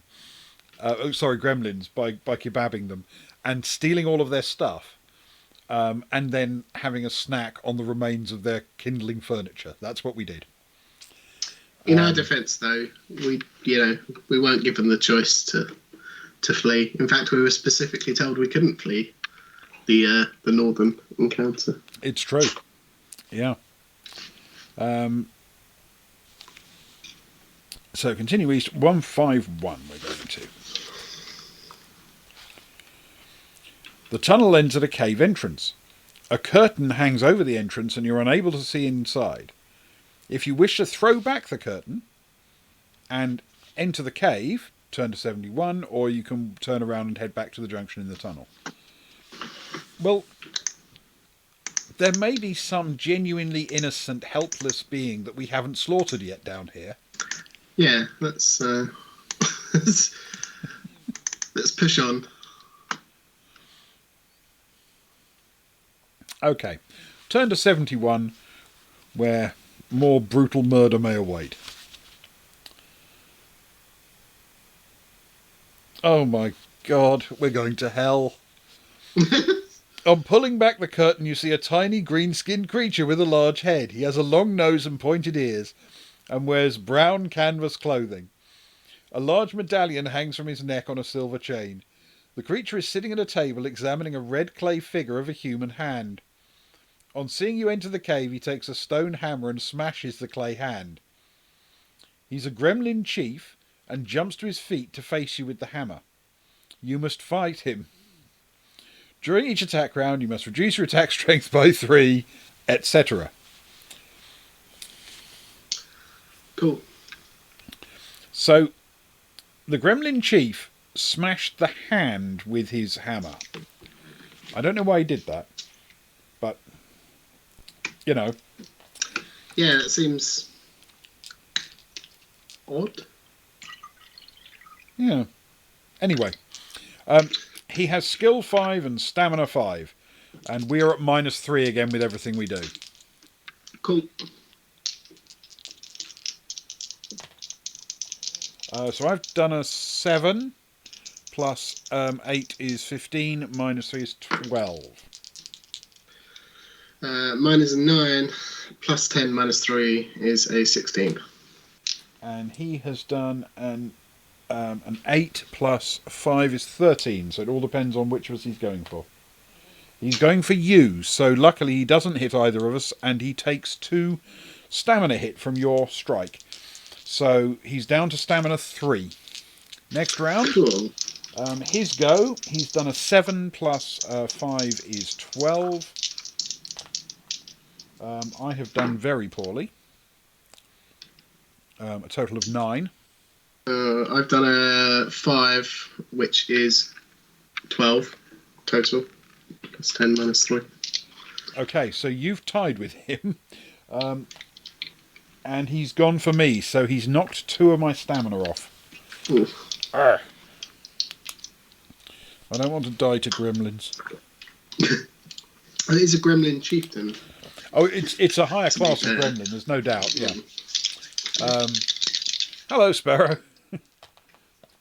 Next round 4.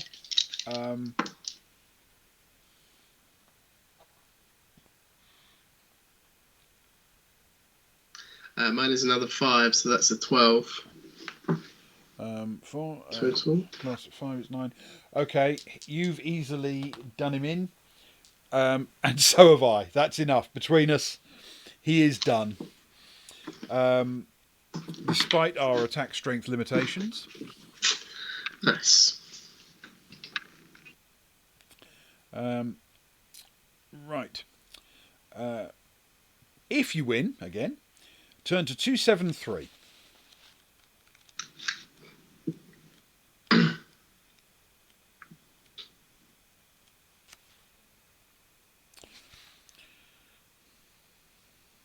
You take the medallion from the neck of the fallen gremlin.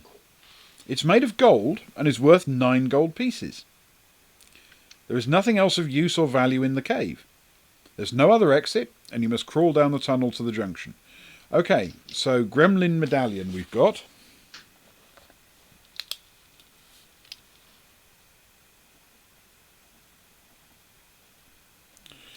Excellent. We crawl back down to the tunnel to the junction and turn to 296.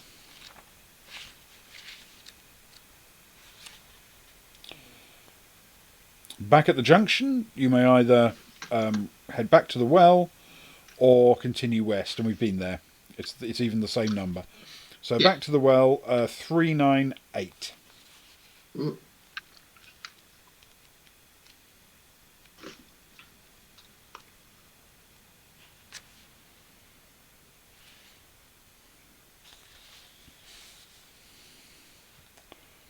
You reach the end of the tunnel and are about to step out onto the ladder on the wall of the well when you hear footsteps above you.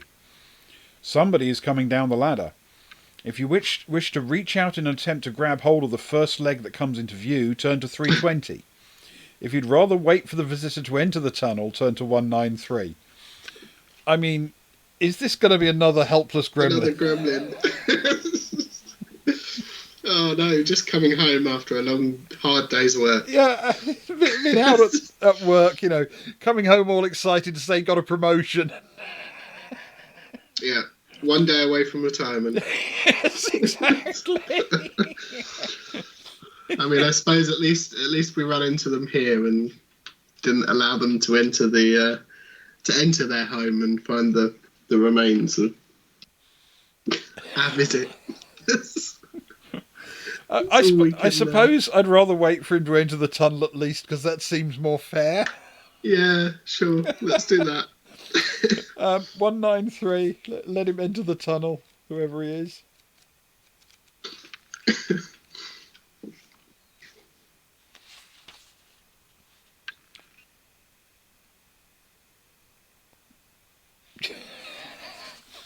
A small dark-screened gremlin steps off the ladder to enter the tunnel. No. He stands no more than a metre high and is surprised to see you crouched in the tunnel. He draws a dagger from a pocket in his jerkin. You must fight him. And Well, yes, we're at -3.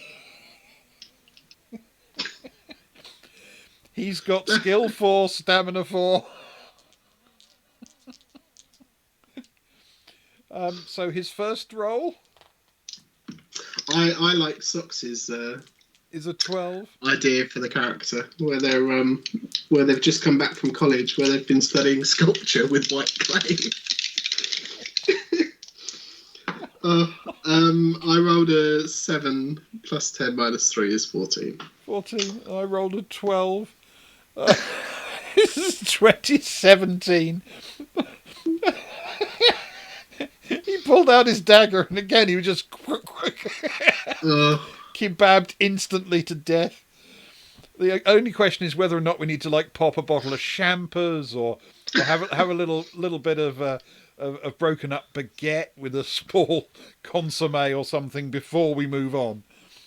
Oh wow. Let this be a warning to anyone reading the book who doesn't just want to go around killing things. Don't go down the well. Don't go down the well. It's just murder hobo territory. You'll only feel bad. Yeah. This is awful. Okay, if you win, turn to 110. I have a feeling when I was a kid, if I played through this book at that point, I can imagine going, yeah, killed another thing. If you wish to search through the Gremlin's nether backpack, turn to this. If you wish to leave him alone, well, we've killed him. We might as well steal his stuff, right? Yeah, I mean, it's of no use to him now, is it? Turn to 257.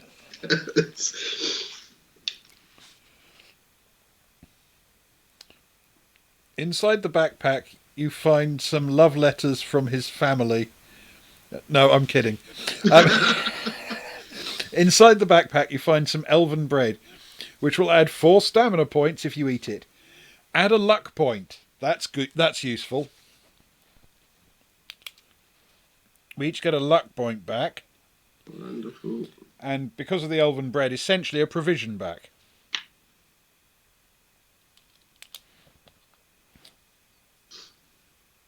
Oh, very nice.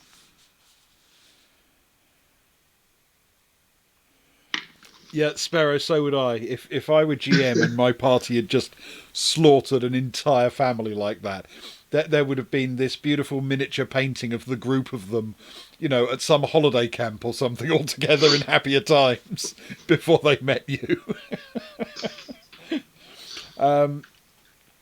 Okay. Add a luck point and turn to 31.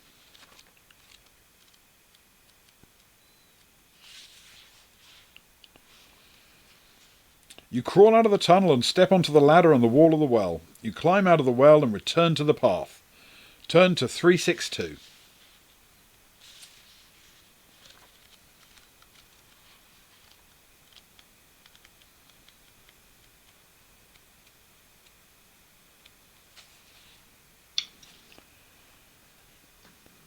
Okay, which way are you heading? Continue east is 281. Or continue west, 238. Well, we were heading west. We were. So how about we keep going west then for 238, yeah? Yep, sounds good.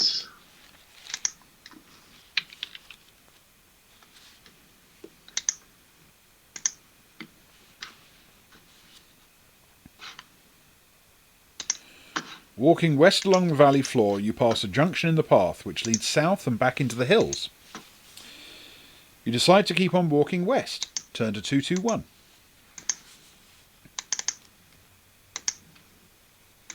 Makes sense. The valley floor is covered with lush green grass, and is very flat. You soon arrive at another junction in the path. You may either continue west or head north again.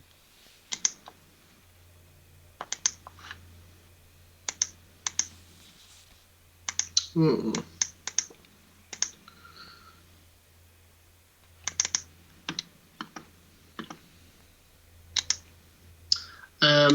What do you think? Have we Well, gone far I'm enough, tempted to boys? say at that point it might be a good idea to have a 5 minute break. Yeah, cool. Since we've finished murder hoboing for a moment. Yeah, yeah, yeah. We've just ended a big combat. In a manner of speaking. Or something like that, yeah. So perhaps we can take a brief break and then come back to 221 and make a decision after the break. Yeah, Okay. cool. If everyone will forgive us, we're about to drop off for about 5 minutes or so, just for a quick comfort break. We will be back very soon to continue Ian Livingstone's classic, The Forest of Doom, the forest of gremlin murder and horrible, horrible guilt. In fact, it turns out. Which is exactly the recipe for Doom, I believe. I think it probably is. So we'll see everybody in about 5 minutes.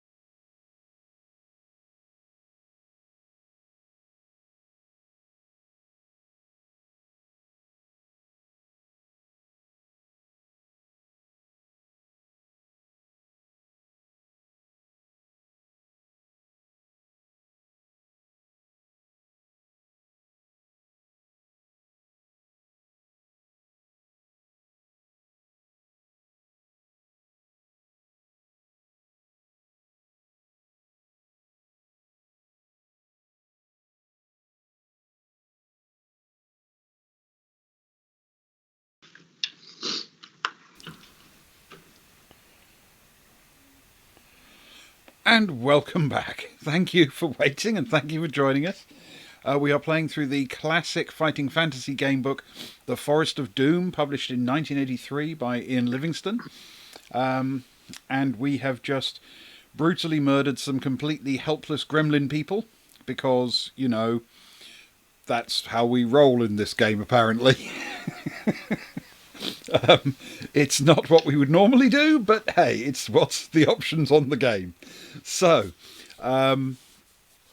we are having a thoroughly nice time, and so far we've made it a fair way through the Forest of Doom, and we now have a choice ahead of us. So, we are at paragraph 221, and we can continue west or we can head north. Which way do you fancy?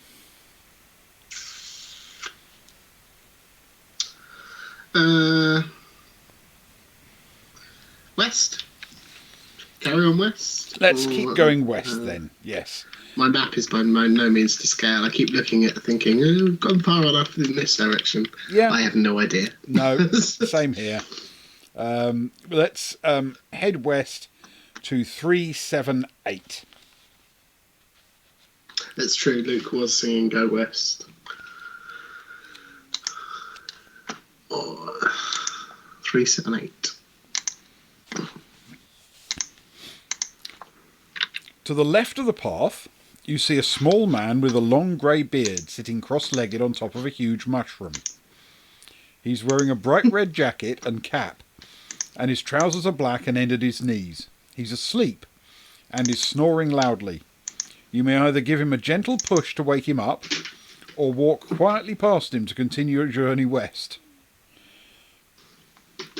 I mean, normally I'd say let's wake him up and what have you, but I have a horrible feeling if we wake him up, we're then going to have to murder him. Yeah, possibly. Or he might turn into something else and we might have to murder him, or he might steal something from us. Yeah. But he might tell us something useful. I mean, the problem is we're still looking for the head of a hammer and the handle of a hammer, aren't we? Yeah, that is true. And he might have one. You never know. Let's wake him up. Socks agrees. Wake him up. Yeah. Lick man. Excellent. He might at least know where they are. So we're going to give him a gentle lick to wake him up. Turn to 307.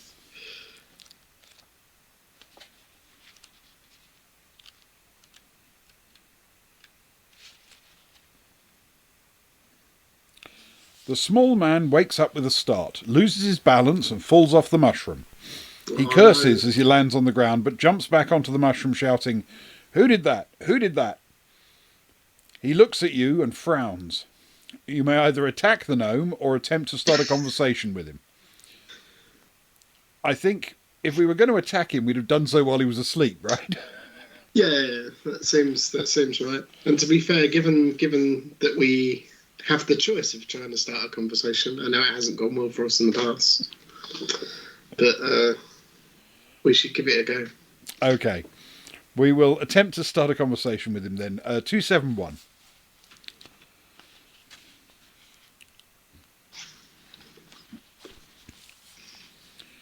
You approach the gnome with your arm extended, offering to shake his hand, an offer which he accepts with a doubtful look on his face. You then tell him of your quest, how you met poor Big Leg, and why you decided to help the dwarfs of Stonebridge. You ask him if he has any information which might help. He replies that he doesn't much care for dwarfs, but he does have some information which might be of use to you. However, that information will cost you either 5 gold pieces or an item of treasure from your backpack. If you wish to pay him for his information, turn to this number, and if you can't afford to or don't wish to pay him, you can tell him what you think of him and set off west.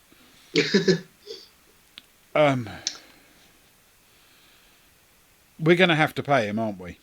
Yeah. How are we doing for gold, Ben? I mean, I'm tempted to say give him a clay hand, but we've got 7 gold pieces. We've got a gold ingot worth 28, and we've got a gold medallion.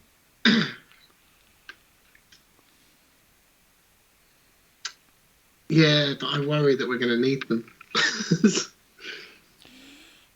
Well, An item of treasure from your pack or 5 gold pieces. Well, let's see what happens. We'll pay him and turn to 297. And let's see what it offers us as choices.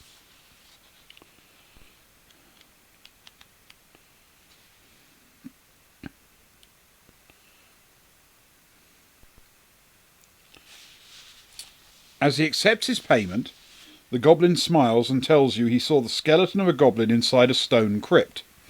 Perhaps it was the skeleton of one of the 2 goblins you were looking for, or perhaps not.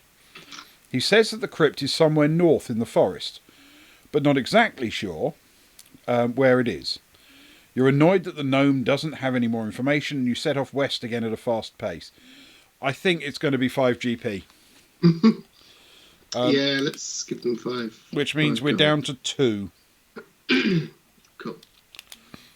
But to be fair, we'll probably end up being robbed again soon, so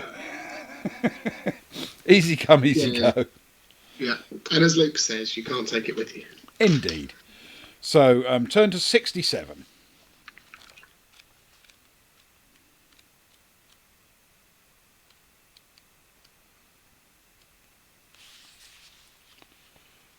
You arrive at another junction in the path. The way south leads back into the hills, so ignore it and continue west. Turn to 113. The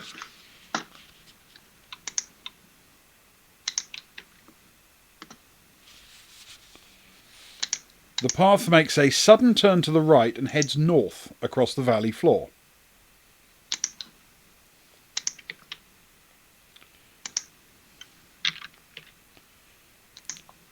To the left of the path you see a large pond with a small wooden hut, with a thatched roof by its edge. If you want to investigate the hut, turn to 324. If you wish to ignore the hut and continue north along the path, turn to 149. So, in essence, this is a door, right?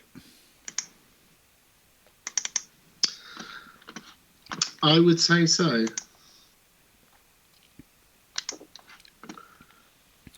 The hut to the left of the path. Yeah. Let's open it, I guess. I mean, unless we take him at his word and just say, hut is not a crypt, let's press on for a crypt. But, I mean...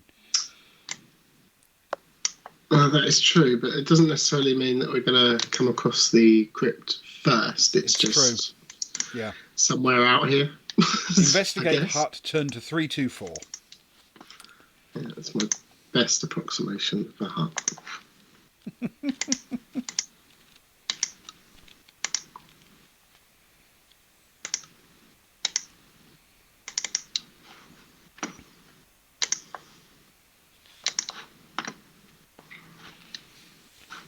You walk round the front of a hut and see a large blue vase standing on a small porch. There is nobody about. You open the door to the hut, but there's nobody inside. The hut is also devoid of any furniture or objects. You walk outside again and inspect the blue vase. You look inside, but despite the sunlight are unable to see beyond the rim. The vase is filled with an eerie blackness. You shake it and hear a rattling sound. So, do we drop the vase on the ground? Stick a hand inside the vase? Or ignore the vase and head north?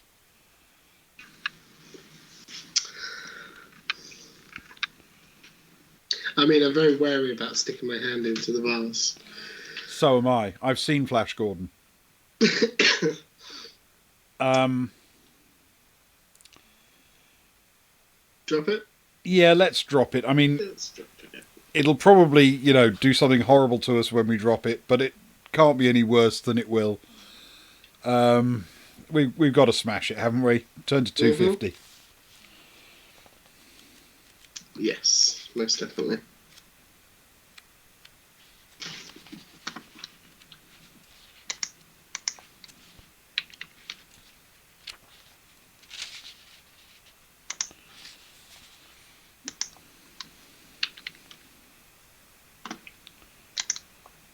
The vase drops to the ground, but it doesn't break, though cracks appear all over it.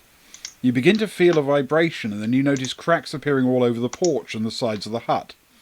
The vibrations become stronger. Your whole body starts to tremble and your head feels as if it's about to explode. Lose 2 stamina points. Oh. If you're still alive, turn to 82.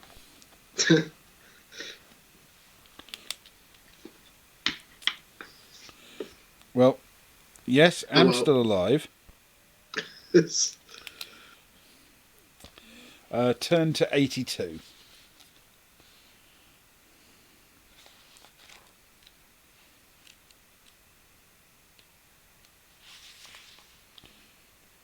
Do you possess a potion of stillness? If you do, turn to yada yada yada. Yes, we do.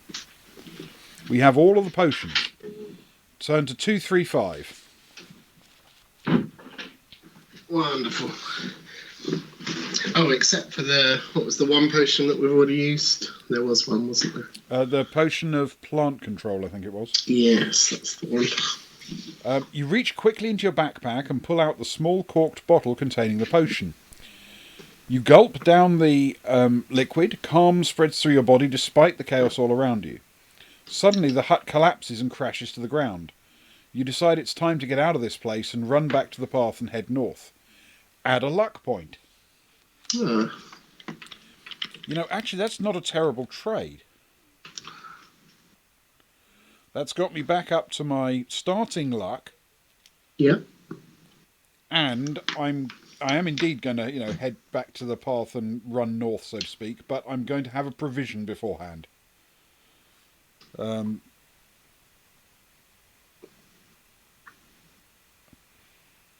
top me back up to 15 stamina.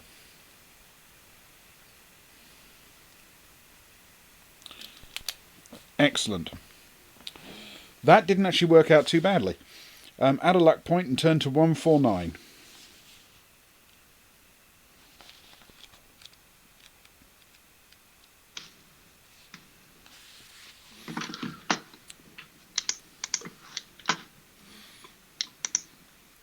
As you walk across the valley, you see the dark green wall of Darkwood Forest looming up before you. The path leads directly into thick undergrowth, and soon you're walking between tall, dark trees and thorny bushes. It's dark and quiet. The path forks. If you wish to walk east, turn to 130, and if you'd rather continue north, turn to 306.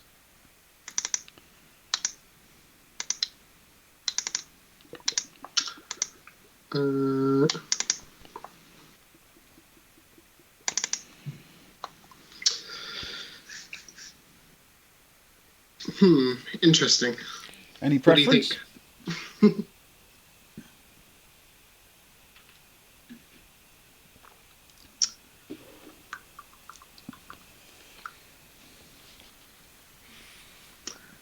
No. Frankly, it's north or east. I don't know. I'm not sure. I'm happy to yield to whichever decision you think makes sense. Or chat. I'm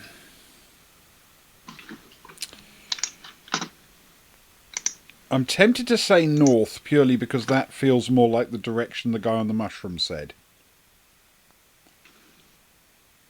Yeah, he did say in the forest, didn't he? In the forest to the north, but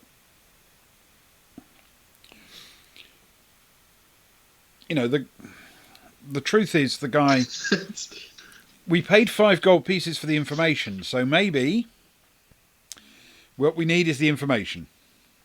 So let's try it, shall we? Yeah, let's give it a go. We'll continue north, turn to 306. Cool, that makes sense.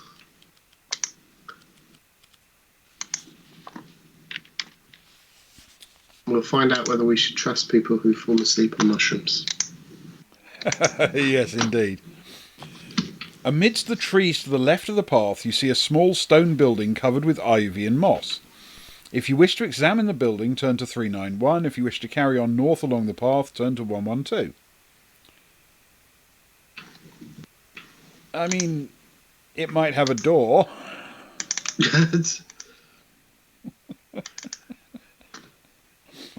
Yeah, definitely. It's a stone building. Could lead down into a crypt. It could, yeah. Perhaps. Let's try it. We'll examine the building. 391.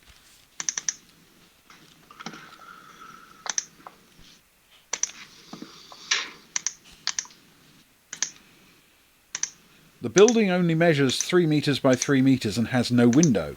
The door is made of stone and looks very solid. There is no handle, and there doesn't appear to be another way to open the building. Then you notice a tiny keyhole in the stone door. Do you possess a silver key? Oh. No, we do not possess a silver key. Sadly. So we have to turn to 379. No, I don't think we did find a key, Socks. You may either try to charge the door down or return to the path and head north. Well, if we're allowed to try to charge it down, I think we ought to. Yeah. 73. You step back and then charge at the door. Roll 2 dice. If the number rolled is equal to or less than both your luck and skill scores, then the door flies open. So, we've got to roll under both luck and skill. Alright. So what is your skill and luck? Because my luck is currently 9, my skill is 8. I've got 10 and 8. Then it doesn't matter which of us tries, does it? Because we've got to roll a 7 or lower in order to succeed. Yeah. Yeah. So whose turn is it? I've completely lost track. So have I. I'll give it a shot. What the hell? Yeah, go for it. Go for it. That's an 8, I'm afraid. Oh no, sorry, equal or less than both luck and skill scores. There we go. Nice. The door flies open. Turn to 327.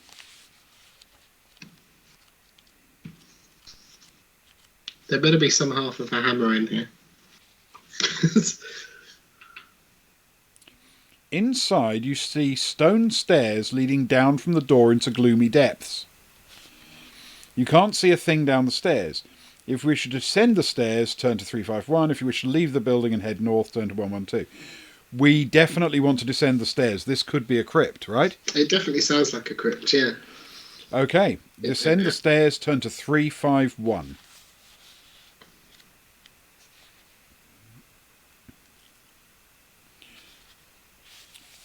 You step carefully down the stone stairs, feeling your way as you go. Slowly your eyes become accustomed to the dark and you begin to make out shapes at the bottom of the stairs. You're standing in a small square room with a low ceiling. The floor is thick with dust and there are cobwebs everywhere.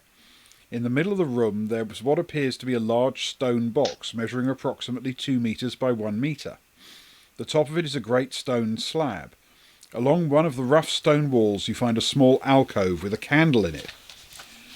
You may either light the candle or walk back up the stairs and return to the path and head north. Well, I feel lighting the candle is de rigueur now, isn't it? Yeah, it definitely sounds more and more like a crypt every time It does. you read a paragraph. Yeah, that stone slab and 2 metres by 1 metre. Dust, and yeah. Light the candle, 292. Light the candle.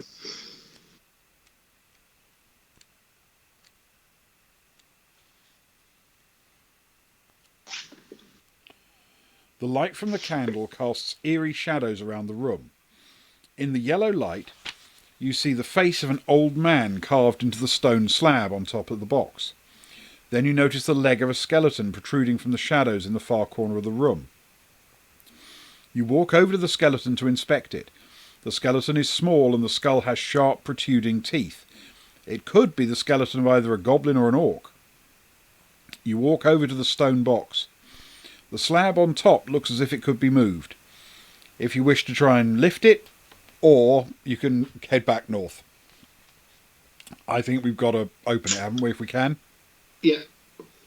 Yeah. Seems like an easy choice. Okay. Let's turn to 95 and see what happens.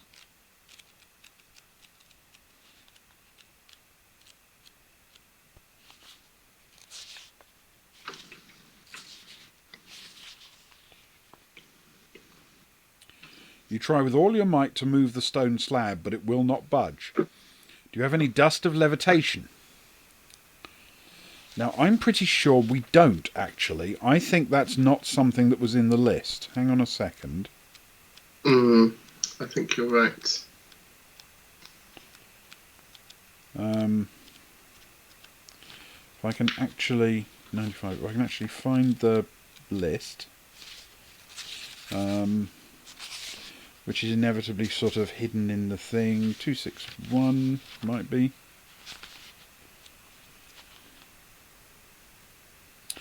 It was not on the list, and we haven't had anything since. We haven't found any, so I'm afraid the answer is no. We do not have any dust of levitation. Turn to 368.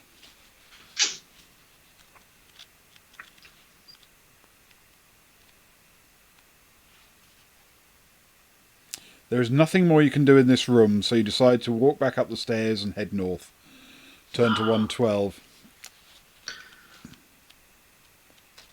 That feels like it might be a game changer.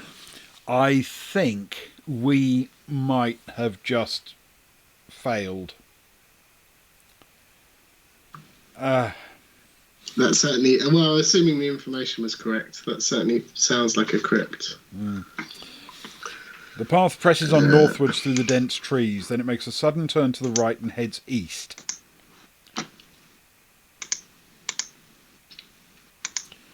The path is so overgrown in places you have to use your sword to cut through it. Your walk east is long and tiring.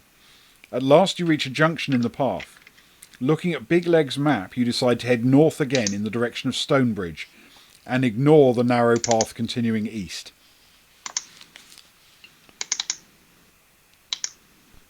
Turn to 103.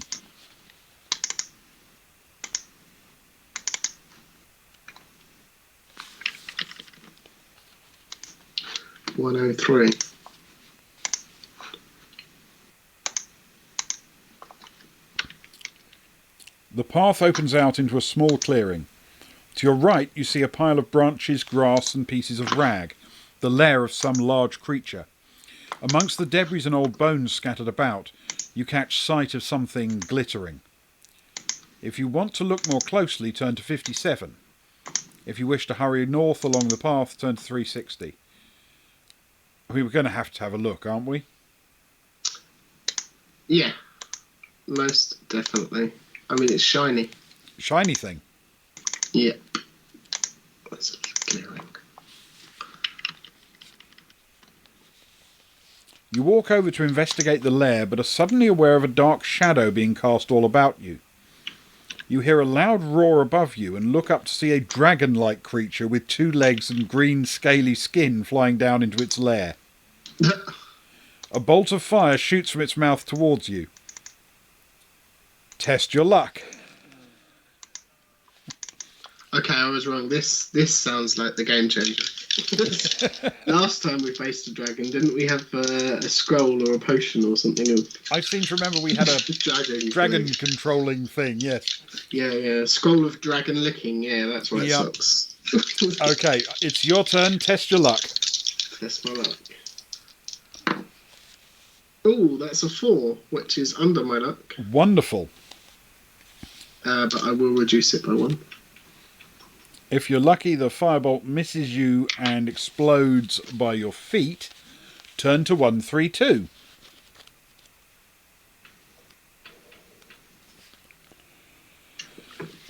The creature landing in front of you is a wyvern. It looks at you and opens its huge mouth to let out another burning roar. It's about 10 metres long and its thick scales look hard to penetrate with your sword.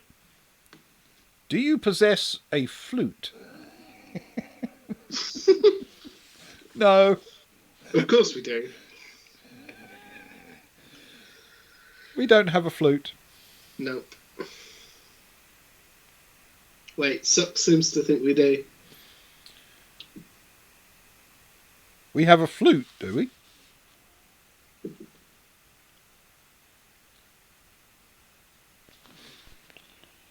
A flute? Let me see. The pile of junk that we bought from the dude. No, not from that big pile of stuff. Sorry, no flute. Or was there something musical in there? No. We picked up 5 potions, holy water, boots of leaping and rope of climbing. Those boots of leaping really came in handy. We've got nose filters, if that's any help. For the dragon. Stop that fire breathing. Can we install nose filters in the wyvern? Do you possess a flute? No, we do not. It's turn to 167 then.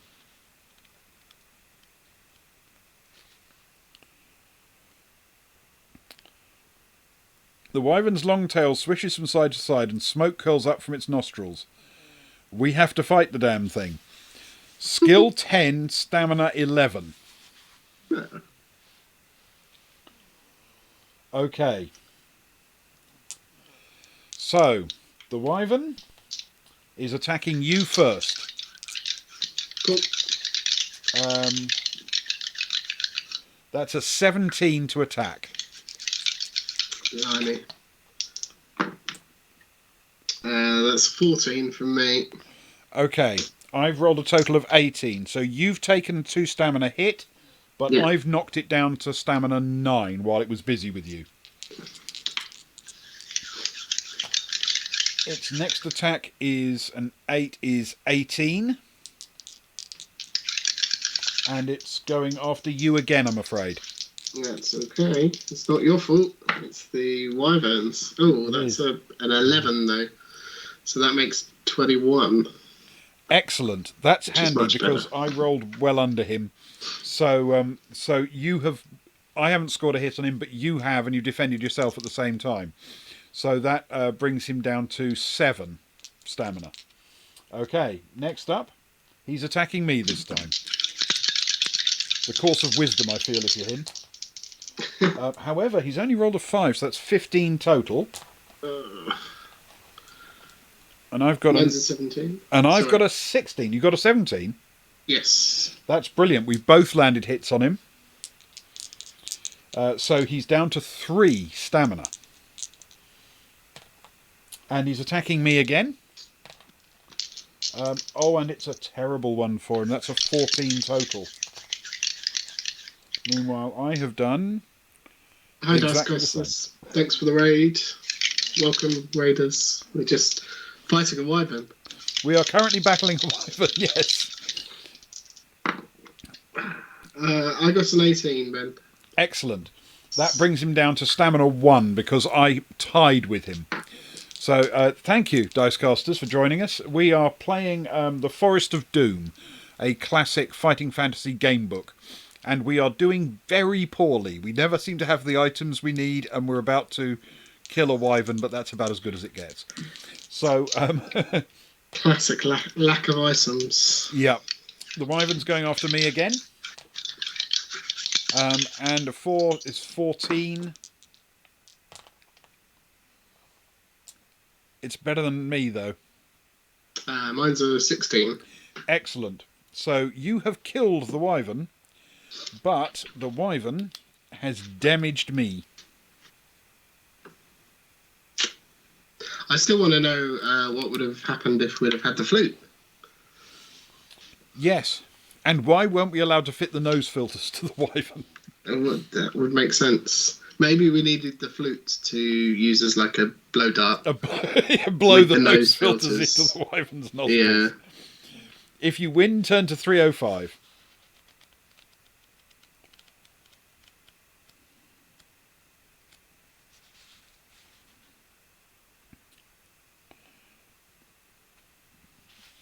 You walk around the motionless wyvern and start to rummage through its lair and surrounding debris. You find a gauntlet made of plate iron, a throwing knife, 10 gold pieces and a gold ring. Ooh. You put the knife and the gold pieces in your backpack. Will you try on the gauntlet, try on the gold ring, or leave those items?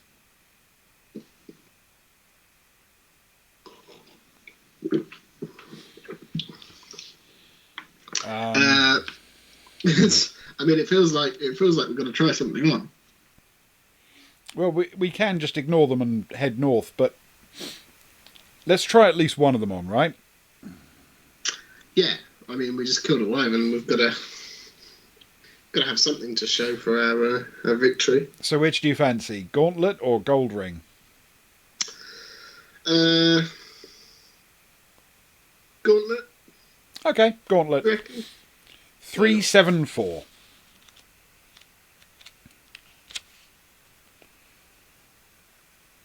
You slip the gauntlet onto your hand and take hold of your sword.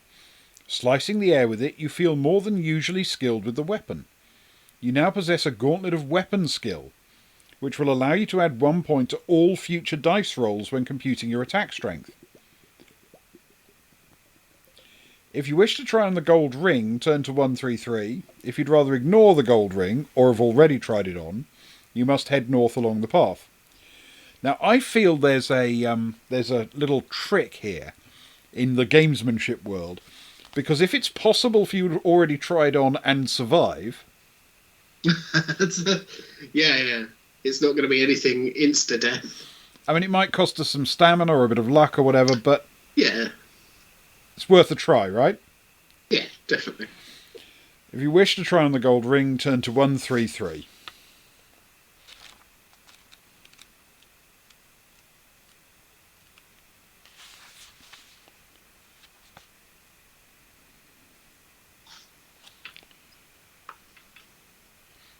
This was a poor choice. Socks was right again.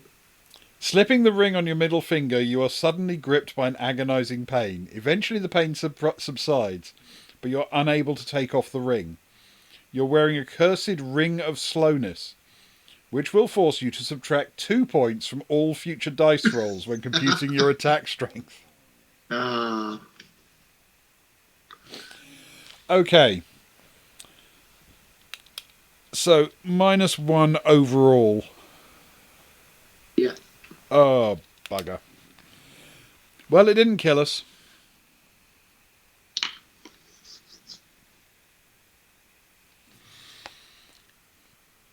Okay. Walk north again along the path. Turn to 360.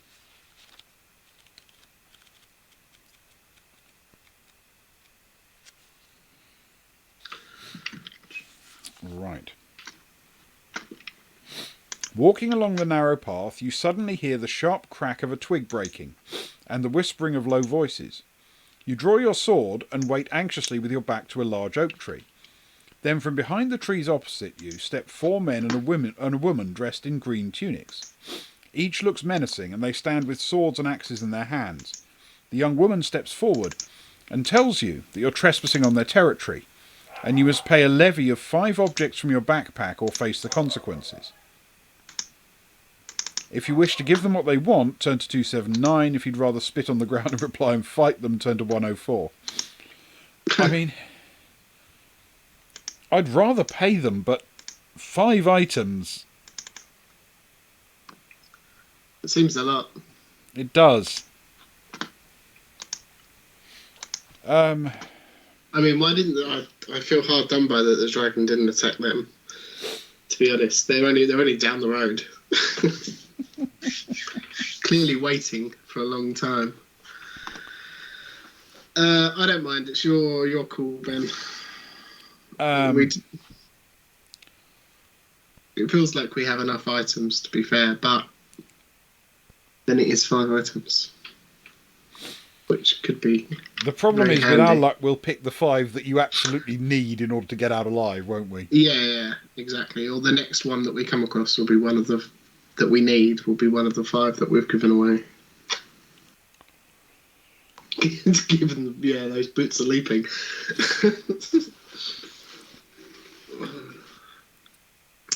I mean, to be fair, we could give them 2 gold pieces, a gold ingot, a gold medallion, and 1 other thing.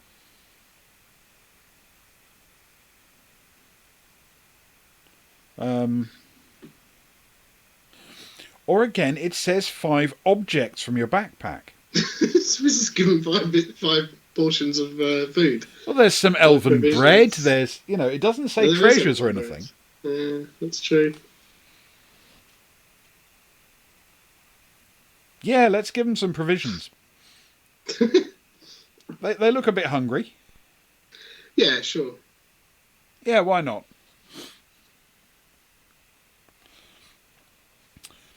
Yeah.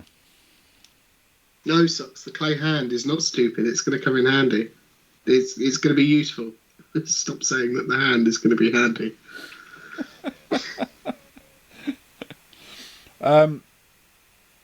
Yeah. Wonderful. 5 provisions. Yeah, I shall mark that off. Yeah. Okay, 5 provisions. And if we both do that, they've actually got 10, which I think is very fair.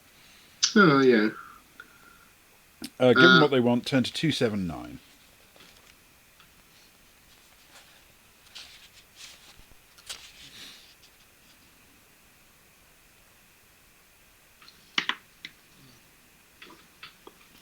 Yep, to be fair, it does say treat all the items in your backpack as single objects, including each gold piece. So, yeah. Yeah. Make the necessary deductions to your equipment list and turn to 246.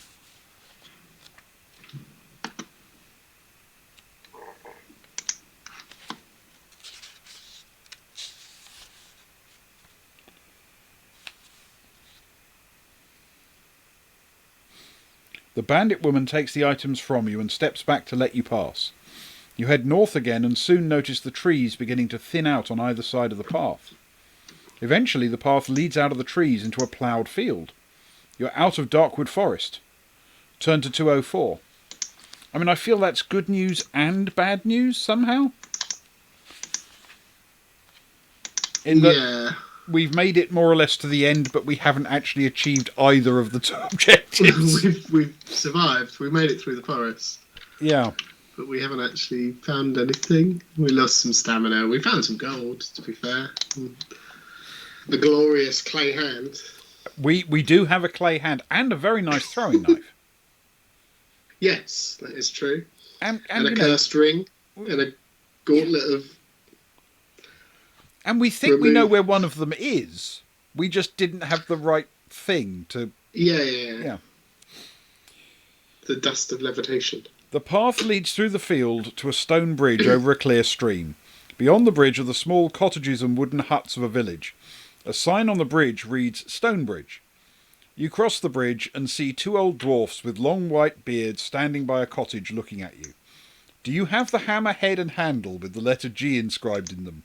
If you do, turn to 400. If you possess neither or only one of these items, turn to 381. Oh, we possess neither of these items. Yeah. Turn to 381.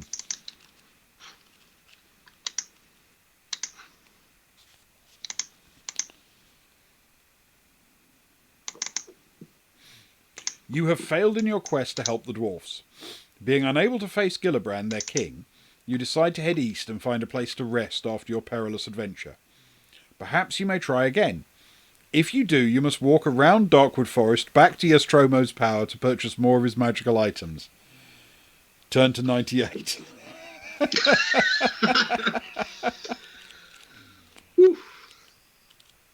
And just checking.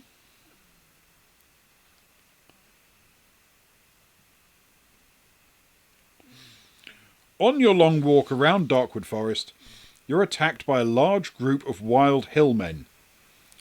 Probably the same group who attacked Bigleg and his party 2 days earlier. Test your luck. This is what it comes down to. Is it my turn to test luck? I believe it is. Okay. My turn to test luck. My luck is currently 9, thankfully. It's not too bad. I rolled a 12. It's not what you want when you're testing your luck. Oh, it's so much worse than that. If you're lucky, you manage to run away from them without being hit by the rain of arrows and you turn to 1, effectively restarting the book. Yeah. If you are unlucky, you slip and fall as you run, pierced by many arrows. Your adventure ends here. I like to think that we're unlucky and we return back to the beginning, but instead of being us, we are in fact Bigleg. And we pass the mantle off to another adventurer. I think your ending is better. The cycle repeats. But I do feel, under the strict interpretation of the rules, not only did we fail this one, a la that is true. Warlock of Firetop Mountain, we also died while failing it. Yeah. I think it's a hard loss. Yeah, we we are not delivering an entirely flawless record in dealing with these game books, are we? No, definitely not. I think the single playthroughs would be tough at any rate, because they're obviously designed to give you more playtime, I guess. Yes, I think the expectation is you'll play them several times and work out the best route through and how to do it. Yes, you're right, Socks. It would have been boring had we ever got anything right. You're absolutely right. Very true. Very true. But we will come up with some kind of 3-letter win, not win but survive and die. A metric for these, I think, and keep a running tally. Yes. As a la Luke plays. So it was. I mean, I'm tempted to say it's win, terminal fail, and fail, which would also mean it's WTF. That seems appropriate. Certainly, it certainly does. But it was enormous fun. Thank you, Ewan. Oh no, thank you, Ben. It's been great. Absolutely loved doing this one. Now, we will at some point obviously step on to number 4 when the right moment arises. Number 4, there's a sort of perfect symmetry to this, is actually called Starship Traveller. Ah, very nice. This feels like it should be right up our alley. If we can't achieve the one called Starship Traveller, we're clearly never going to get any of them. It's very true. It's very true. Right. But I think that's where we'll have to call it for today, because we're not going to play it through again in a single sitting. No. And speaking of Starship Traveller, yes, that leads us on quite nicely to tomorrow night. It does. I mean, that's a very subtle and nicely done segue. Slightly ruined by me pointing that out. Just not at all. Yes, tomorrow evening at 11 o'clock UK time, we are playing the next episode of our regular campaign Traveller Adventure. So please join us if tabletop RPGs interest you. Excitement afoot as we actually, this one's going to be quite heavily focused on the scenario that I am cheerfully stealing with the author's permission and modifying to fit into our campaign. One of the ones that was in this book that I took people through by Timothy Collinson, which is actually quite, I think, quite an interesting collection of stories, and I'll talk more about that at some point in the future anyway. But I think this one will be quite a lot about that. And then on Sunday, we're back to a regular spooky Sunday on Sunday evening, so about 11:45 UK time. Luke will be back as usual playing Hellblade, which is definitely quite spooky in an atmospheric sense. So please come and join us tomorrow evening if you're up for some tabletop roleplay.